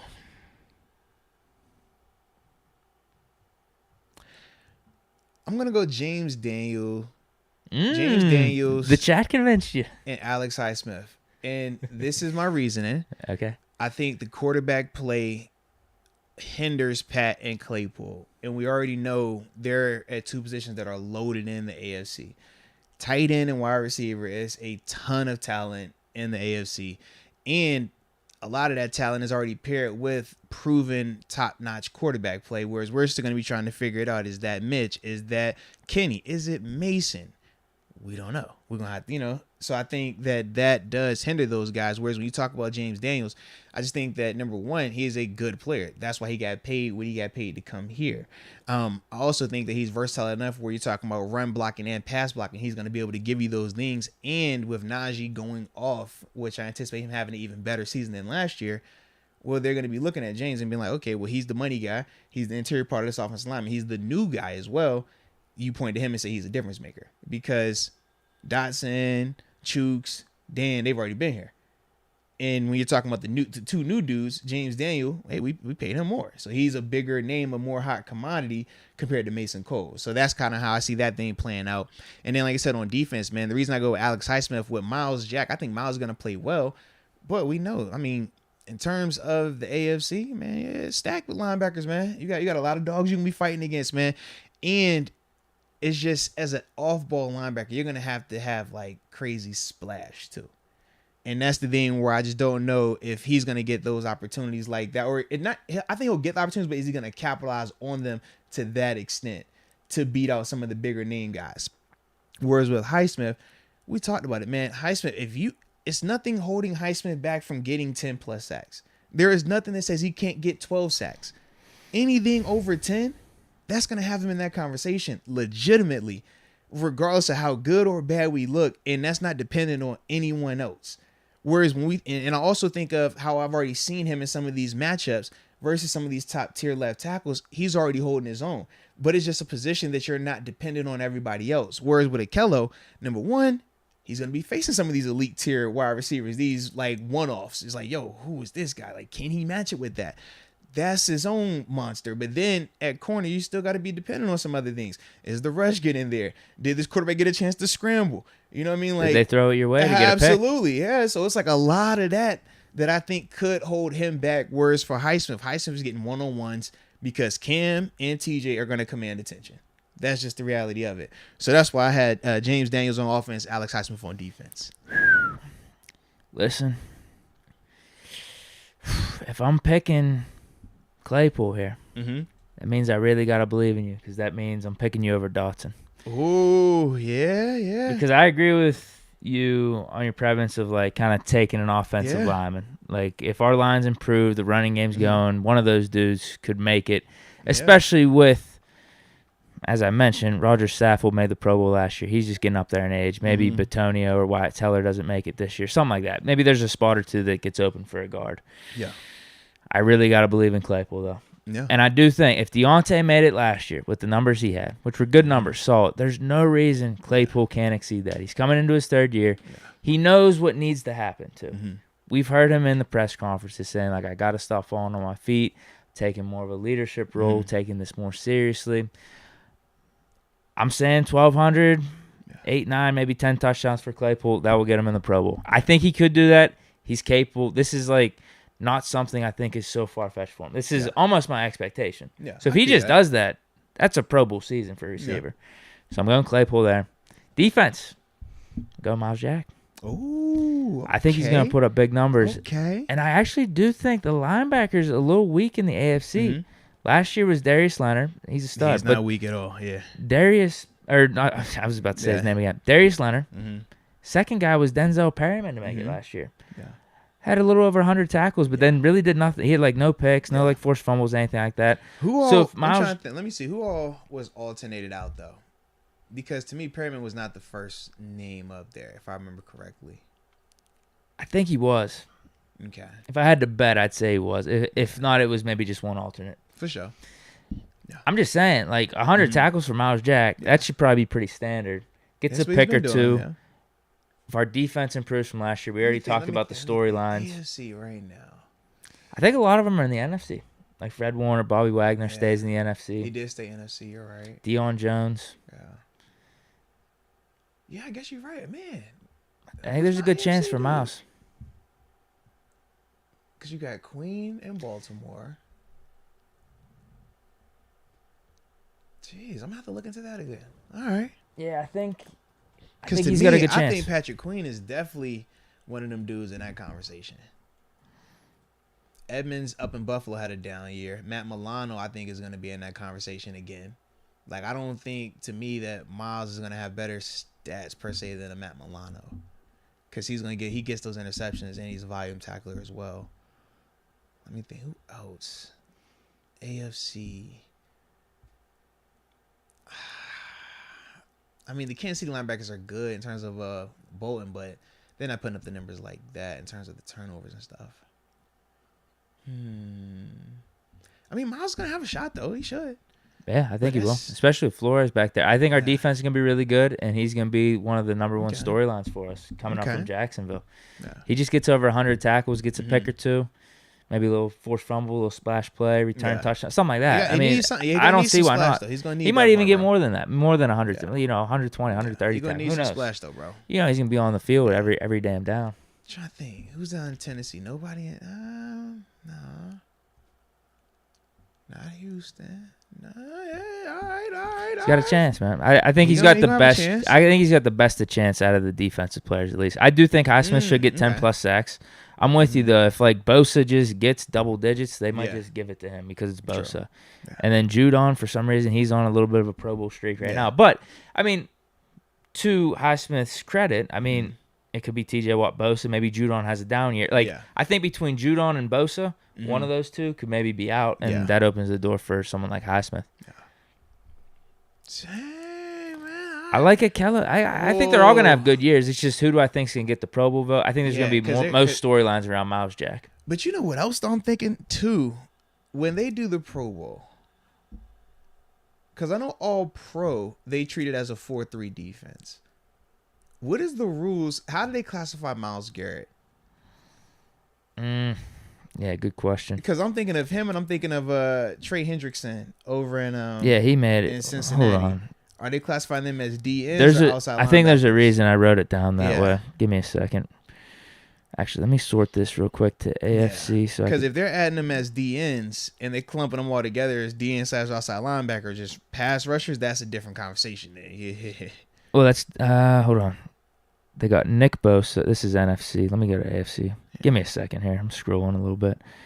Yeah, they have Myles Garrett and like Crosby, Frank Clark, Hendrickson, all his DNs. Okay, cool. So as long as they're DNs, we're good then. Yeah. Right. The outside line. Yeah, so here were the outside linebackers. Right. The three that made it was Watt, Judon, Bosa. Right. Bosa sat out. Harold Landry went in. Okay. For corners, it was the same as I said. J.C. Jackson, Howard, Kenny Moore, Denzel Ward. Whoa. Yeah. Shout out in the chat. I just saw this too. Q. Yeah. Khalil Mack. He's in the AFC now too, man. He is. Yeah. He's up there, though. He hasn't been putting up he was good before he got hurt, though. Before he got hurt, he was. Yeah. He's doing all right. Yeah. I mean, the last two he made, Yeah. well, he's the name. I was going to say the last two he made Pro Bowls on were, 8 sacks and 9 sacks? Yeah. So maybe they do, give it to him for, name reasons. If him and Bosa both get, double-digit sacks or something. I mean, TJ's going to make it for us for sure. Right. But there's only 3 that make it. There's only 2 inside linebackers. It's Leonard and Perryman. Yeah. That's it. But I think Jack can get over Perryman. I think there's a cluster of guys. I don't think it's just no. There's a cluster of guys. There's between Jack and the Buffalo guys you were talking about. Maybe even Patrick Queen's in the mix. But I think Jack's got as good of a case as any of those dudes. No, fair enough. Yeah, I'm trying to think who else in the AFC then. Is that everybody? I feel like I'm gonna be forgetting somebody. But either way, it sounds about right. Yeah, I got Claypool and Jack then. Okay. All right. I like that then. I mean, Pat's going to have a big year. It's just those other AFC tight ends. Yeah. He's going to have best tight end in the league type of year to make the Pro Bowl, which I already mentioned that to you. I think it's feasible, but what percent is 5% chance that happens, 10% chance. Just a lot of things are going to have to go right. Oh, Vince McGee also brought up in the AFC in terms of rushers. Von Miller, he's out here as well. Buffalo. Forgot about that. Yeah. Definitely forgot about that. I mean, he's been kind of like Khalil Mack, though. Yeah.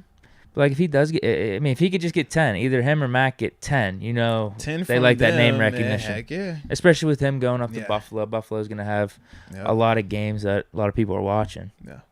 And rightfully so. They're a good team, dude. Rightfully so. You know how that goes. I was dumb. I'll give them credit. This week, they're a good team. Did my Bills media rounds, man. What were you saying? Bills, what's the buzz? Oh, man, you know how that goes, man. What are they saying? Oh, man, it's expectations. They're talking a lot about Josh Allen. Come on, man. Super Bowl aspirations, he's golfing a little too much this offseason. Oh, no, man. He took the Ben approach. He's just going to show up, man. Come on. Yeah. But, and know your boy. I see you brought up Roquan Smith. No, Roquan Smith's a heck of a linebacker, but he's not AFC. He's Chicago, NFC. Yeah, but definitely a monster. Definitely like him a lot, baby. All right. Where we got on these super chats then?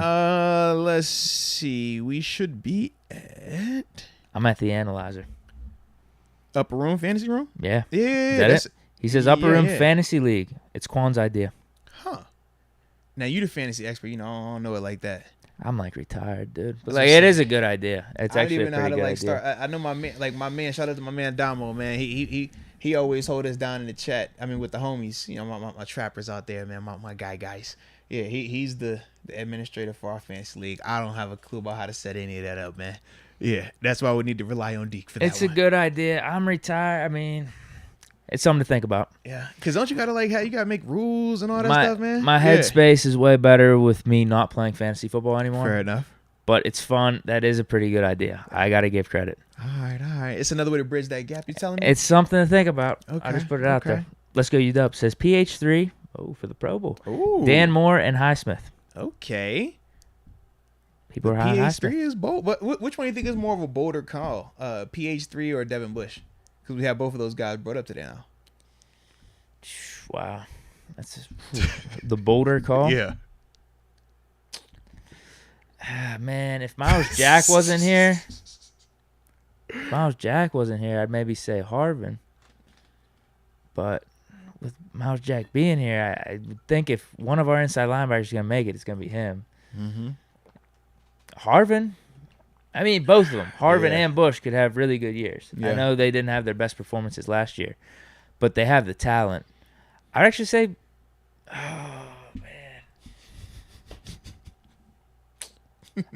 because could Harvin just become the best punter in the league this year? I don't think that's too crazy. I don't think it's too because crazy. Because so much either, of that bro. is just literally his own development. He could come through this offseason and be amazing. And we already I think Bush is the bolder call, actually. He already has the talent to be that because he was the Ray Guy Award winner. So he's already proven that he can do that. He's already, you know what I mean? Yeah. Ooh. I think Bush is the bolder call. Look, he might be all right. That might be right, bro. We talked about how there's only 2 inside linebackers for the AFC. Yeah. Obviously, there's only one punter, but I just think Presley Harvin being an awesome punter this year is really in his control. It's been Sam Cooch how do you say it? Coach, dude in Baltimore, but he's not there anymore. Mm-hmm. Yeah, he retired. Was it 16 seasons now? Okay, good for him. That's open for the streets now, man. Yeah. Yeah, I'd have to say Bush is the bolder call. Yeah, I would agree, man. Farron Bradford. L. Bell might be the RB2 solution and allow us to spread the wealth with our new salary cap. What y'all think? Oh, Last year I would have said yeah, but I'm over it now. I'm over it. Yeah. I'm sorry. Yeah. I ain't feeling that one. Yeah. Maybe, Nah, I ain't Turned a new leaf. I ain't feeling I'm that done. one. Yeah. No I'm cool AB, on that. no Bell. They should feature No Martavis. You think I'm they're going to ever collab because they both do music? L Bell and AB? Yeah, you think they'll collab? I don't know why I just thought of that, but you think they'll collab? Yeah, I wonder why that never happened. Or why, it should. If AB was having a show in Pittsburgh, why he didn't have, he ain't call L Bell out or have L Bell open up for him? Well, there's that. Yeah. And I guess with L Bell, he's a little more into boxing. But I would have thought it would have happened when they were both teaming. Although AB wasn't doing rap with Steelers. You're right. Yeah, time was off. Yeah. I mean, are they still linked? Are they still connected like that? They still boys? Sure, yeah, I'm sure it ain't hard to find. Maybe L Bell just doesn't want that life.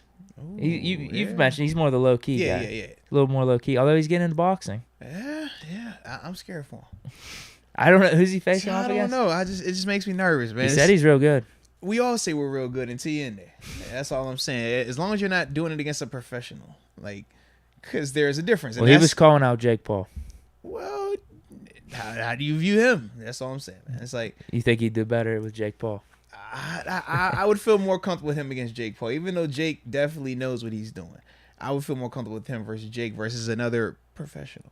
And that's why when I talk, I'm very clear. I'm like, I will never say I can be a professional because I respect the heck out of professionals. I know what it takes to be a professional. So, yes, I would never say that. But anybody else, I like me. But yeah, man. Push momentum. Like a professional. I'm like, nah. He says, y'all check y'all inbox and IG DMs. Sometimes. On occasion. Say I'm the worst when it comes to my IG. That is not, I'm not the best with that. I'm going to work on it, though. I'm working on it. Also says Bush and Miles Jack. He thinks they're both making it. Oh. Tandem. Okay. All right. Also says, follow Ambition the Kid. Hashtag Pretty Ricky. There he is.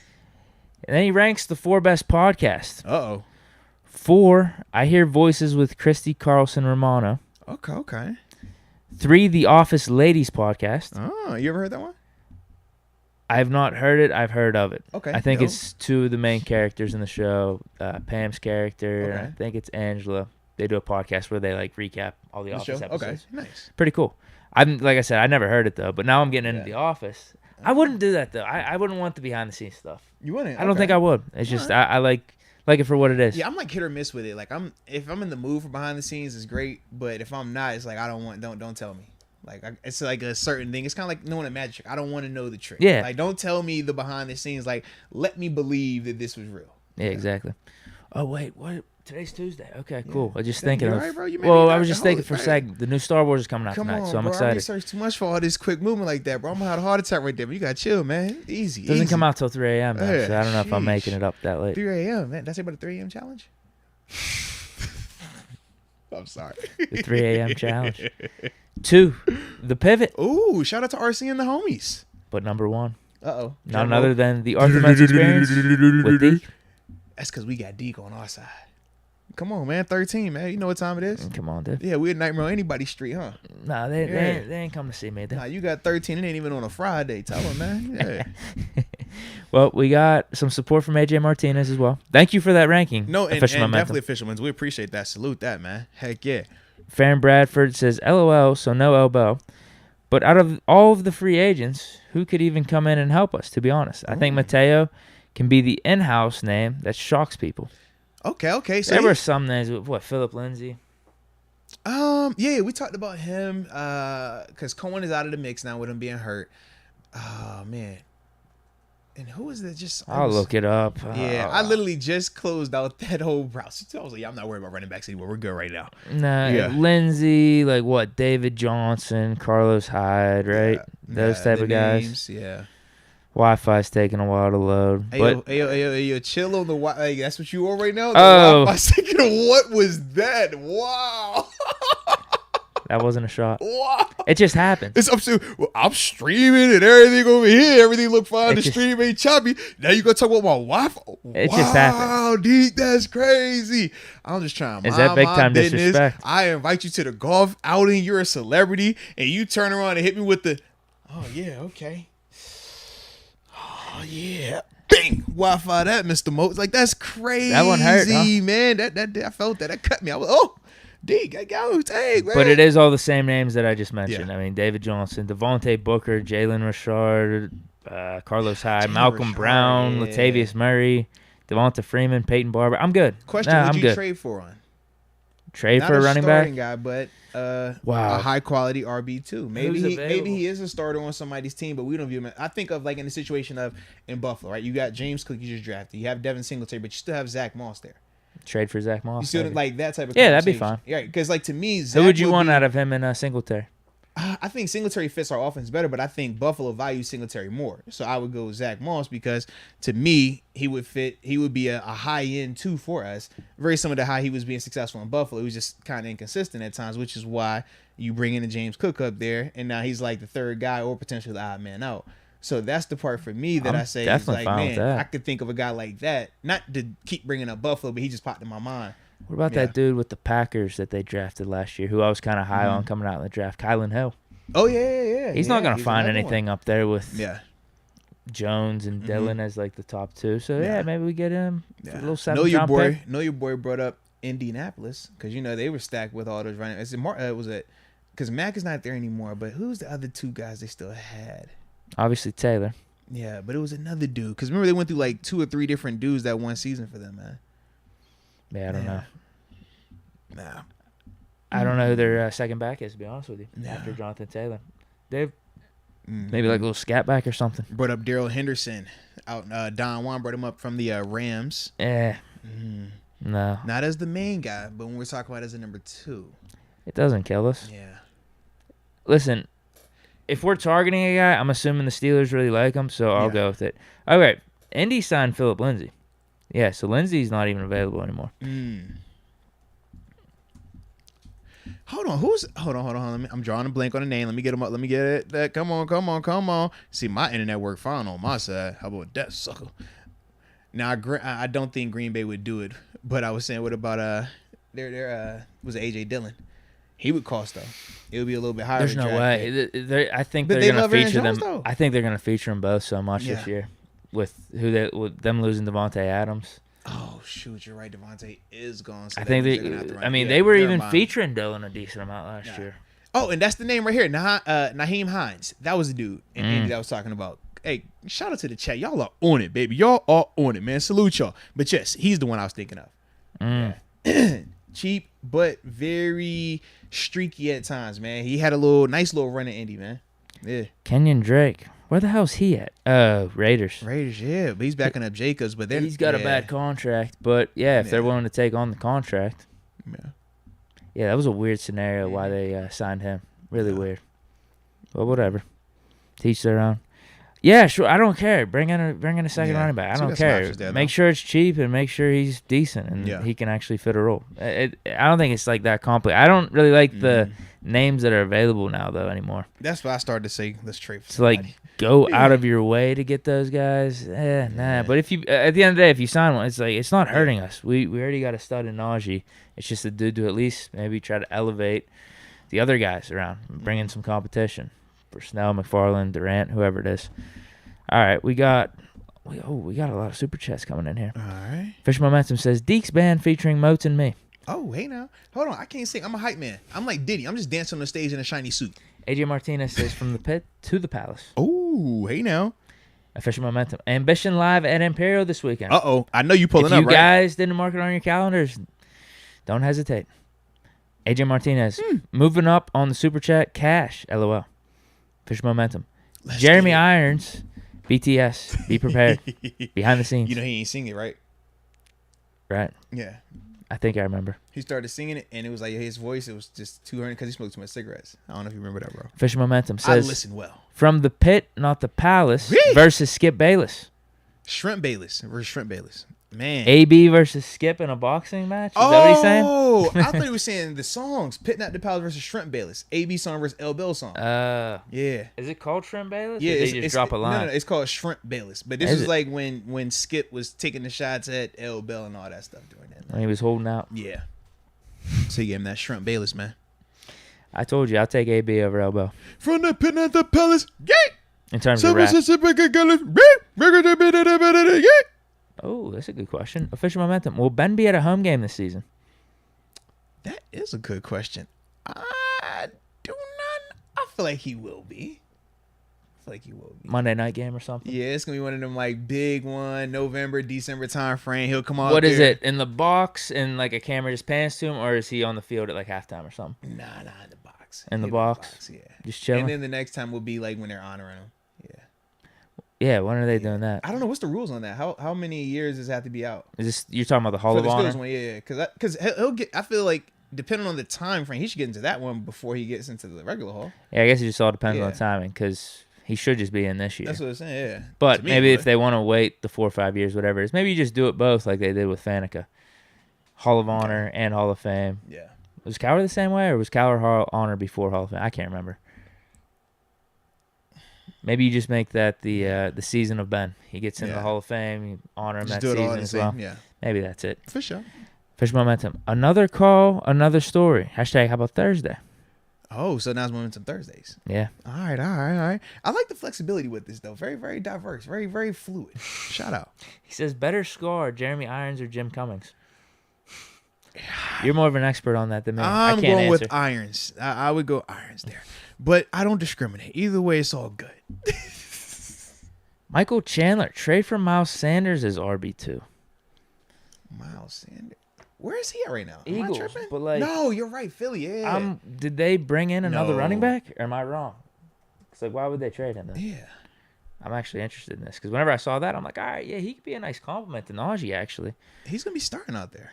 They have Kenneth Gainwell.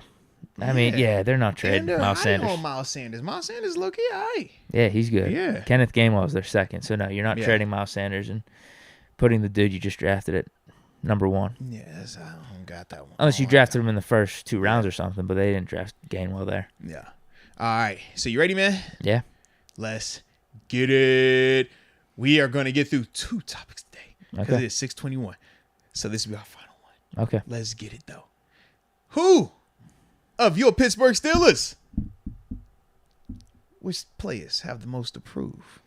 Top 5. You know what I mean? Okay. So I'm excited about this, man, because this is something that, it's always healthy to come up and talk about, reassess, evaluate, see how everybody's feeling about their team at the moment. Who should have a chip on their shoulder? Absolutely, man. So, since you did go first last time, I think you should go first again, man. Sure. So have at it, man. Tell us your 5. You list your 5. I'll list my 5, and then we'll kind of, Not a coincidence that I have a few names on here that I It better also not be had nobody on defense either, bro. on the first. It better not be nobody on defense. I'm making the man. First Pro Bowl. Come on, man. Don't you put nobody on defense on your most approved Defense. list, bro. Nobody on defense should be up there for most approved, right? I got a couple. Oh, man. All right, here we go. There's people out here with something to prove. What can I say? Oh, in a good way. All right. Because not everybody has something I to view prove. this as a positive. Yeah. Okay. This is like, listen, we know you're capable of this. Are you going to step up? Yeah. So first, I'm going with Mitch Trubisky / the starting quarterback, whoever it is. If it's Mitch, enough. you have something to prove. Are you a starter in the NFL? Yeah. If it's Mason, basically same thing. Yeah. Okay, Kenny, okay. we drafted you first round. I think you got something to prove. Can you be the franchise quarterback? So whoever it is that ends up starting, they got a lot to prove at the quarterback position. Number 2.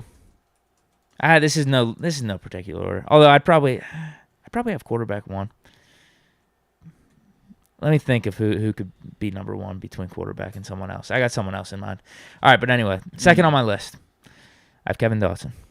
Dotson. I think he's got a lot to prove. I mean, the whole talks about last year of Steelers organization being a little bit upset with him, and then him being the starter last year, and when he wasn't playing, it was just due to injury. But then coming into this offseason, now he has competition. It's not really, but you get what I'm saying. Yeah, it's competition. You get what I'm saying. I just feel like he has a lot to prove. I mean, we're talking about Pro Bowl type of aspirations. Mm-hmm. Can you live up to that? Yeah. And we need a lot of help on our offensive line. We needed to improve from last year. Like, the way I'm looking at it, James Daniel, like, does he have anything necessarily to prove to us? Like, he's a really good player. He told me he has a lot to prove. Well, you told me that wherever he said he has a lot to he has the prove. contract he wants to prove Yeah. there. But, like, I don't think he's going to, like, disappoint. You know what I'm saying? Fair enough. Like, I could see a scenario where Dotson's That like is a funny disappointing contrast, a little though, bit. when you think about just James Daniels is like, yo, I got a lot to prove. I have everything to prove. We love that mentality. Yeah, we do. Am I wrong? We love that mentality a lot. Yeah, absolutely we do. Not everybody has that mentality. That's the only thing. Who doesn't? You're thinking about someone. I hope it's not Dawson. I know it was a certain individual that did say that they do not have anything to prove. Really? This was recently, yes. D. Bush. Was it? Said I was already the 10th overall selection. I don't have anything to prove, man. I know who I am. I swear. You didn't know that? I didn't hear that one. Yes, bro. This was like I love 2 the weeks confidence. ago, bro. I don't have anything to prove. He was like, huh? Yeah. I think I love the comments from both people. Daniels, they know who they are.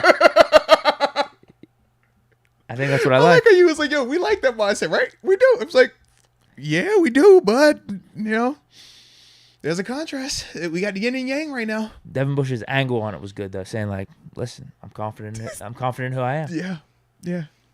I'm good with that. My man said I'm good. But he still makes the list because he still has a lot to prove. So he don't got anything to prove to from his perspective, but to you, he got plenty to prove. Yeah, I think All me, right. Steeler Nation, a lot of people, he has some stuff to prove. So you trust what you see more so than what Devin Bush sees about it? This D Bush we talking about, man. D 5'5". That 5'5" we talking about. I don't think he's saying he had an amazing year last year. I think he's saying he don't have anything to prove, though. That's what he said. He's like, I don't got nothing to prove. See me. This prove word is a tricky word. On, what does it actually mean? He said, I'm standing on what I've done. You see mine, you like the combine versus the pro day. He's like, hey, you got the combine, then it's like, yo, if you don't like what you did there, you got the pro day. If you like what you did, it's like, yo, man, I ain't got nothing to prove. I'm good. I ain't doing that pro day. My man said it good. He ain't got nothing to prove. He was already the 10th overall selection, man. Devin Bush is on everyone's list for this most to prove. If there's a top 5, that's what I was gonna say. I think the quarterbacks on won. Everybody's list. I think the quarterbacks won, like Mitch, Mason, whoever it is. But Yeah. actually, Devin Bush has a case for being number 1 on this list. Between quarterback and Bush, they're tied for 1, 1, 2, 1A, 1B, whatever you want to call it. Here's the direct quote. I don't think I've got nothing to prove. For real. Because I'm a first rounder, a top 10 pick, and that's never going to change. I don't think I've got to prove anything to anybody. I think more so, I just got to go out there and play football. That's the way to close it right there. I'm just going to go out there and play football. Yeah. That's the way to close the quote. Mm-hmm. There was a little bit of a rocky road there throughout it, but I think we came to a good conclusion. Just got to go out and play football. I was like, yo, that's different. Wow. It's like, Bush, bro, That's all the reasons why he's on the list. He's talking about being a first-round pick, top 10 pick, all this stuff. That's why you're on the list, because that wasn't the type of performance we got last year. Yeah. And you got to prove that you are worth that draft pick, worth trading up, worth signing you in the future as well. Yeah. All right, so I have 2 more. Akella, because we're hoping he's going to be top 10 corner, top 5 corner, Pro Bowl corner. You just got to prove to be consistent with it, because that's the hiccup that you had with the 49ers. I think he's got the talent. All these dudes on my list have talent. No, seriously, whether we're talking quarterback with Trubisky, he was the number 2 overall pick. Mason, whatever you want to say about Mason, at least he's got some talent. Kenny Pickett, we drafted in the first round. Kevin Dotson, we know he's got a lot of talent there. Keller Witherspoon, Devin Bush, and then the last guy on my list, Chase Claypool. Ton of talent. Shout out to Chase. No, I can respect He's got that, a ton to prove, too. I mean, you can maybe even throw Deontay in here, but at least he made a Pro Bowl last year. And he's at least had one of the seasons where we're like, all right, you got that 1,000 plus, you got the tutties, you got all the 100 receptions. Yeah, he was Ben's main target last year. You check those boxes. You've at least proven that. And based on where you were drafted at also, it's like you're a quote-unquote overachiever. I mean, just based off where we took him and stuff like that. Yeah, with Claypool, it's just pretty simple for me. I think he could be a top 5 to 10 receiver in the league. Yeah, has the potential for it. Can you do it? Yeah, we've been talking about potential with him this whole last year. I won't even say his rookie year we were talking potential, because I think his rookie exceeded our expectations. It was crazy. Yeah. It was crazy. But then going into his second year, we thought all those numbers he had rookie year, it's like, he could probably do more. We stopped featuring him like the last 4 or 5 weeks of the season for some reason. So if he could bump those numbers up. I mean, he could have a DK Metcalf type of jump from rookie to sophomore year, but it didn't pan out that way, so maybe it'll happen in the 3rd season. But that's my list of most approved, because we're also going to be talking about, with Claypool, some type of contract. What receivers do we keep between him, Deontay, Pickens, Austin, any of these dudes in the room right now? So Let's see what Claypool's got. All right. So I'm gonna read off some of the chats people that they have the top 5 most approved, and then from there I'll finish up with mine. Sure. All right. So let's see. I can read one real quick here. Don Juan. Oh, there we go. He says Mitch number 1, 2 Claypool, 3 Devin Bush, 4 Dotson, 5 Witherspoon. That's actually my list right there. Nice. Robert Just Bennett, not in the order. Robert Bennett, he goes Chooks, Kevin Dotson, and not in particular, just how he reads them off. Chooks, Kevin Dotson, Claypool, Devin Bush, and then Akello. All right. Farron Bradford showing us a little love as well, man. Shout out to you. He says Bush, Claypool, Trubisky, Dotson, and Akello. All right. Let's see. You just read off Michael Chandler. Rod Dallas. Shout out to Rod Dallas. What up, baby? He says, at number 1. You didn't read this one, right? Not Rod Dallas. Okay. Yeah, Rod Dallas at number 1 says Mitch Trubisky at 1. Number 2, Devin Bush. Number 3, Marcus Allen. Okay. Number 4, Justin Lane. What? But he might be saying in terms of just staying on the roster. Maybe. Yeah. Okay. Because you got to think, Marcus Allen been here a couple of years now. Justin Lane, a former what? Fair. Second, third. Was it second round pick? Lane, no, he's third. Third. He was the third round pick. So it's like, he's been around for a little while. At number 5, he has Benny Snell / Derek Watt / Anthony McFarland. Ooh, of those 3, who makes the roster? Benny Snell, Derek Watt, Anthony McFarland. The first 2. You going Benny and Derek? Yeah. Okay. I think they all 3 make it though. See, if you're asking me to I pick, think Benny and McFarland. D Watt. I thought we were gonna do the whole Watt Hayward thing. I think Hayward's gonna be the dark horse, bro. I thought he's playing more tight end though. I think Hayward gonna find a way, bro. That's all I'm saying. I have a feeling they both find a way, but I think Hayward finds a way, man. Hey, you got more inside scoop than me. Hayward's gonna find a way, bro. Okay. All right. Stan Clary says Claypool, Benny Snell, Mitch, D. Bush, and then PH3, Mr. Presley Harvin. Good sleeper pick there. All right. So for me, man, let me go ahead and read off mine. At number 5, I have a slash. I went with Akello / Levi Wallace. I think with both of those dudes, man, they got paid nicely this offseason, the exact same contract, but they're both exciting, intriguing, but still question marks. We know they can be cornerback number 2. They've proven that numerous times, whether you're talking Akello, what he did at the end of the year last season, or if you're talking about what Levi's done the past couple of years in Buffalo. They both have shown the potential to be a cornerback number 1. We saw that with Akello at the end of last season. He was getting the turnovers and the splash plays. We saw with Levi in Buffalo, Tre'Davious White going down. He ended up taking on that role and really having to be a guy up there. But with that, we still haven't seen them have to be cornerback number 1 for a full 17-game season. We haven't seen them when there isn't anyone that to turn to. You know, they don't have a quote-unquote big brother corner out there to go, I'm going to get Joe Hayden on you. I'm going to get Trey White on you. Like, they don't have that now. They are those guys. So just seeing how, can they live up to the expectations? Can they exceed the expectations to some extent and ultimately get even more money? Because if we're being real about it, $4 million per year at the cornerback position is not elite cornerback money. It's like, for you guys to get that type of money, this is the type of years that you need to have. This is your opportunity for that. We're going to see if you're either going to sink or swim. But that's why I have them at number 5. At number 4, I went with Mitch Trubisky because we've seen the revamp. I've seen, when you look at him last preseason in Buffalo, it looked like a good version. It looked like a cool, calm, and collected version, a winner, a guy that you could trust to run your franchise as the quarterback. I saw what he looked like in OTAs and minicamp. All those things are checking off. He's doing everything that he's physically in his power. He's checking off those boxes. He's showing the leadership. He's showing the ability to be QB1. He's done all this type of stuff. Now it's like, okay, let me see it in training camp. Let me see it when the preseason games hit. And then if week 1 hits, let me see you do it then and continue to do that for the whole season. But that's the question mark that I have is, can he do it? And can he be consistent throughout the duration of a season? But we're going to find out. Number 3 for me was Chooks. Shout out to the homie Chooks, man. And the reason why I have him up there is this. This is going to be a new experience for him. The previous 2 seasons, he's been in position battles with Zach Banner.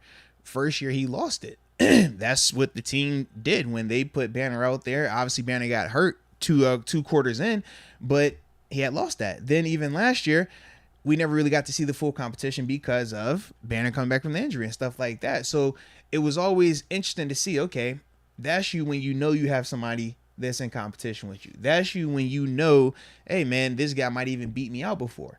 Now you're not looking over your shoulder. Now you got that check. Now you're the quote-unquote proven commodity on this offensive line, which is why we paid you what we paid you and why your money league-wide is even more respectable now. So it's, can you live up to those expectations? We're not paying you that to just be our fourth best offensive lineman. Nah, we're paying you that because we expect you to be one of our top tier offensive linemen. And that's going to be something that he's going to have to show if he can live up to. Now, he's been doing a good job, but can you do that with these expectations? Because this changes. This is no different when you're talking about Devin Bush and Robert Spillane. When it's Robert Spillane, we love what he's done because, hey, we didn't invest a lot in him. He's viewed as an overachiever. With Devin Bush, it's drastically different because what we invested in him and what we expect of him. So for Chooks, it changes. It's an expectation that's going to come with his play now, and he's going to have to live up to that. Yeah. So that's why I have him up there, man. I like that. Yeah. Then at number 2, man, I had Deontay Johnson, mainly because we saw him have a Pro Bowl season. We've seen him have his ups and downs where, even last year started out hot. Then we know towards the end, the drop started to pop back up. We know just a year ago, he was pulled from a game because of the drops and then mentally just kind of going into the tank. So to me, I want to see, can you prove that last year wasn't a fluke, that last year wasn't a one-off, that you can replicate that you can duplicate it and improve upon it? That's what I'm interested in seeing Deontay, and ultimately prove that you're worth whatever money you may get before the season or that you're going to be trying to get when the season's over. But whatever the case, man, Deontay has to go out there and show over 17 games that he can be the undisputed number 1 receiver for the Pittsburgh Steelers. He's talented enough to do that. He's definitely going to get his opportunities just based on how he runs his routes and how he wins in a hurry. But it's going to be up to him to be the consistent producer for the full season. So that's why I have him. And then at number 1, no surprise, I went with my LB brethren, my 5'5" partner, Mr. Devin Bush. Yes, I know he personally doesn't feel that he has anything to prove just based on the quotes that we read from him. I don't agree with his sentiment. I think he has a lot to prove. With all due respect, of course. Maybe the quotes are a good sign, though, because he's just not watching media or anything. Maybe that's the case. He's not watching our schedule either, though. That's unfortunate part. I know. Every time I want to spin it one way, I'm like, that's still maybe he's just not watching anything. Yeah, he's in a meditative Zen-like state. That's what's going on. But for me, I do think Devin has a lot to prove because he's going to have to show that, okay, whatever excuse we have put on him as alumni, us as media, even fans, whatever excuse was given to him because of his performance last year, well, it's going to be up to him to prove, were those legitimate or not. Whether you thought that it was because of the ACL injury. He's mentioned that before. He's going to have to prove that it was truly the ACL injury, though, in terms of why he was playing so bad. Was it because Tua was not in front of him? Okay, well, that was the excuse a year ago. That can't be the excuse again this year. You got to have a different excuse. So once again, it's like, all right, you're going to get a chance to prove. Was it that? Was it the approach that I thought it was in terms of, man, maybe you increase your study time, your film time, so that way you're seeing stuff and you're more proactive instead of being reactive. If that's the case, then we'll see that. But either way, he's going to have to go out there and show, who he is, because his NFL life is starting to close in a sense, man, because teams don't just pay bad players or pay players that they don't think can produce. Now, granted, him being a first-round draft pick, that's going to get him some looks, but I always think of Jarvis Jones. Jarvis was a first-round draft pick. And Jarvis, to me, I'm like, these two aren't too far off in terms of what they were able to do here in Pittsburgh. And just think of how it went for Jarvis when he left here. I look at Devin, I'm like, them not picking up your option, and based on how you played last year, and then you having the injury the year before that, you don't have a lot of tape where people are like, yo, I want this dude right here. I'm intrigued about this right here. So this is that season where he's going to have to show if he can do that. And that's why I think it's a ton for him to prove. And that's why I have him at number 1 on my list. But like I said, we don't have to always agree. So, salute him. Hopefully it works out. Yeah. And the thing with Bush compared to Jones, though, is at least Bush had the rookie year. Yeah. But at the same time, you bring up Jones, you could also bring up someone like Artie Burns, because Artie Burns had a really good rookie year for us, too. Yeah. But it's more of just like, what have you done for us lately? Yeah. And if it's as bad as last year, you're right. Maybe he gets signed to another team, but I don't know if it's going to be the same, because Burns, he signed with the Bears. He said he got hurt, too. Yeah, but he like, tore his ACL. Right, I don't know. It's just, his career hasn't been the same either. Yeah. No, definitely one of them things. Yeah, Bush is on anyone's list. Yeah, he should be at least. He's just on everyone's list. Except his. That's crazy, though. I still can't believe that quote. But that was a quote from him. I did not make that up. All right. So, with that being said, man, let's go ahead and hit these chats. And, yeah, man, we will roll. Oh, that's right. We did have a little NBA. Nah, it's 6:40, man. We ain't tripping on NBA. We ain't tripping. You see, just tell me who you think's going to win next game. What this hat look like, bro? Well, no, we'll be back. Isn't next game Thursday? Yeah, y'all like my hat. Is next game Thursday or Wednesday? I thought it was. Is it Wednesday? I think it's Wednesday. I think it's Thursday. If I had to bet, I'd say Thursday. All right, let's check. Because I like my hat. I'm just going to show my hat off while you're checking to see if it's Thursday. Because, I'm a big Warriors fan over here, man. Dub Nation in the house. Shout out to my Bay Area. Bay Area. Thursday. So we'll be back if we want to give some NBA takes. But, yeah, I think Warriors close it out. Fair enough. Like, Steph missed a bunch. I actually thought Steph played fine, though. You still want Steph shooting those threes. No, absolutely I do. Still driving, kicking it. It was crazy. That was his finishing first at the game, rim. Though. You saw the stats, like first time in 238 games that he has not made a 3-pointer. First playoff game in his career not having a made 3-pointer. Like, that is nuts, bruh. The people that are trying to do Wiggins for MVP, get the hell out of here. Get the hell out of here. Did you really just forget about what happened in Game 4, or the first 3 games before that? Bro, they tried. No. They tried. This is how they tried to to discredit Curry's game. I think it was Game 3 or Game 4. One when he went for 40 or whatever. Game 4. They said, "Oh well, Wiggins had 17 and 16. He had the rebounds and the defense on Tatum." I'm like, bro, y'all gotta stop this, man. If Curry doesn't get MVP, man, whoever awards MVP needs to never award MVP again, bro. Like, I just can't. I don't want to hear that. Even in yesterday's game, I know Wiggins had the best so-called game. He still was balling. He was impactful. Yeah, Curry was a big reason. Or there's a portion of Wiggins' points where Curry's making these nice passes, and Wiggins has open layups and dunks. And absolutely. Curry was drawing so much attention. That's just how Curry is. And the type of stuff he does to defense. He's MVP. No, absolutely, bro. There's not even a question. Absolutely. Now, how did you feel about I think it was Shannon Sharp. They said if Golden State loses, Curry should still get Finals MVP. I'm not opposed to it. Let's just see how it plays out still. Yeah, to me, I'm 1,000% opposed to it because in 2015? LeBron, I actually think LeBron should have got it. Bron should have won MVP. Even though they lost, Bron should have won MVP. That's like a unanimous feeling. That's the part for me where I'm just like, if he ain't get it, then I can't say that if that's the precedent. Right, I get that. Because Steph, even though he's balling this series, it's still not to the level of what that was in 15, man, for Bron, bro. That was nuts. I still think Steph should have got it in 15. But if you're giving it to Iguodala, LeBron deserves it way better over Iguodala because they were saying Iguodala's a LeBron stopper, but he still almost averaged like a 33-point triple-double. Yeah. So, I don't think Iguodala should have got it. Give it to Curry or LeBron, but whatever. Yeah. I guess if that's the precedent, Curry, because Curry's finals isn't on that level. Yeah, that's my only issue with it because I'm like, for all that, to me, Tatum, if they win, Tatum should still be in that conversation. Shoot, you can make a case for Jaylen Brown if you wanted to.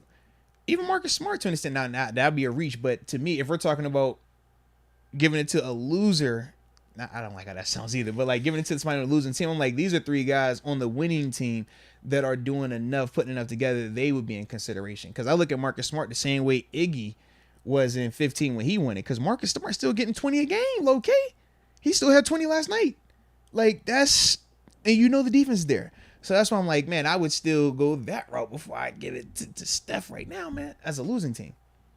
But I don't think that's going to be an issue because, Dub Nation, man, we closing that thing out, baby. Oh, you're saying if the Celtics win. I got confused there. I was like. If the Celtics win, okay. That's why I was saying Steph would be on the losing side. And I'm like, man, I would consider those 3 guys in terms of Jaylen Brown, Jason Tatum, and Marcus Smart over a losing team, Steph Curry. That's what I was saying. Yeah. I don't think they've done their best. I actually think all of them have kind of like declined after game 1 a little bit, but still enough. But they're still. Or like the final stat line, you could give them 20 plus. Like that's enough. That's enough. Still enough. You're right. If you win it, But like I said, Dub Nation, man, we taking taking care of business. I thought tonight, you were man. saying you could see them giving it to any of those three if the Warriors No, win. I'd be like, what? Heck no, not a chance. Nah, man. All right, we want to read these super chats. Yeah, let's run through those real quick, man. Absolutely. And then after that, man, we will hit them with the holla. We got official momentum. Watch Ben kidnap Mitch and Kenny and suit up. Oh Lord, please don't seven. I don't think Ben's doing that. Yeah. He's probably just golfing. Best shape of his life though. He might be. Yeah. Or worse shape now that he's retired. Official momentum. Deke's banned for a halftime show at the game. That'd be kind of sick. Hey, what's the name again? No. We actually had a really good show though this weekend. Where was it at? It was fun. Oh, it was a private show, right? Yeah, a little private show, a little country club action. Did y'all record it? You got to be recording something, bro. I'm not. You dropped that one vid a while ago. I'm not.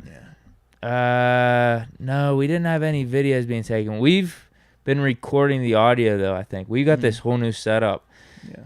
Shout out to the people that are doing that for us. It's not people, but it's like our basis is like going up the extra step and like figuring out all this technical stuff for us. Let's go. We got a really nice sound setup right now, but I think he's recording the live stuff and like mixing it afterwards. Just so like if people asking about hearing us whenever we go out and say, hey, can we play at your spot or whatever, we can give them a disc or something. Yeah, exactly. All right.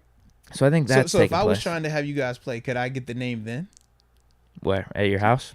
Wherever. For like a block party? Yeah, you never know, man. Maybe.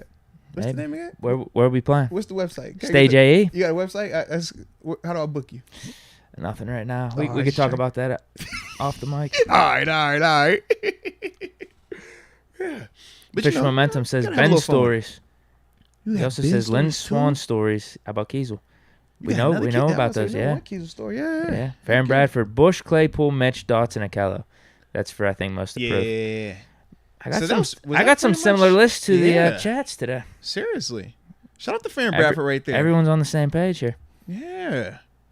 And then we got AJ Martinez. Number 7, quarterback. Oh, no, he says, number 7, quarterback Jesus. The sabotage is real. Yep. I know. You're preaching to the choir over here. Jesus, man. That is forever going to take me off, bro. The sabotage is real. Fair and Bradford. Presley Harvin is another guy who must improve. Yeah. No, he definitely is, man. Sleeper pick. Has the potential for it, though, man. Yeah, this next one is a funny one. Steeler Nation on fire. Yeah. Moats, enough. Your anniversary. Ask your wife for the Watson special. LOL. Yeah. What? Did I not read that sentence right? Yeah, you never read it right. Yeah. I'm missing Moats enough.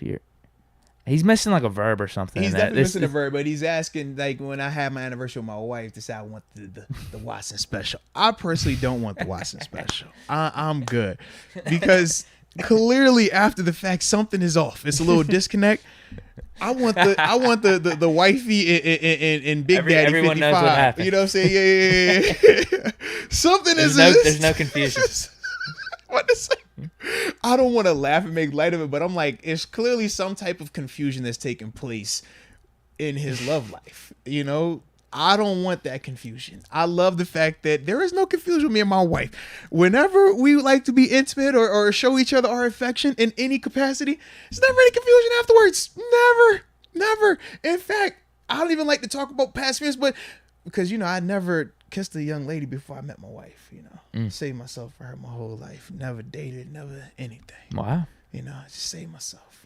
But if I were to not have done such, preserving of my intimacy, yes, it still wouldn't be like the Deshaun Watson type though, because I would still expect them to all be on the same page, okay? So no, I don't want that in the least bit. All right, just throwing it out there, man. What about the Amber Heard special? Absolutely not. No. What? No, bro. I don't even like fecal from the dogs. What? Let alone a hurt. Nah, bruh. No, bruh.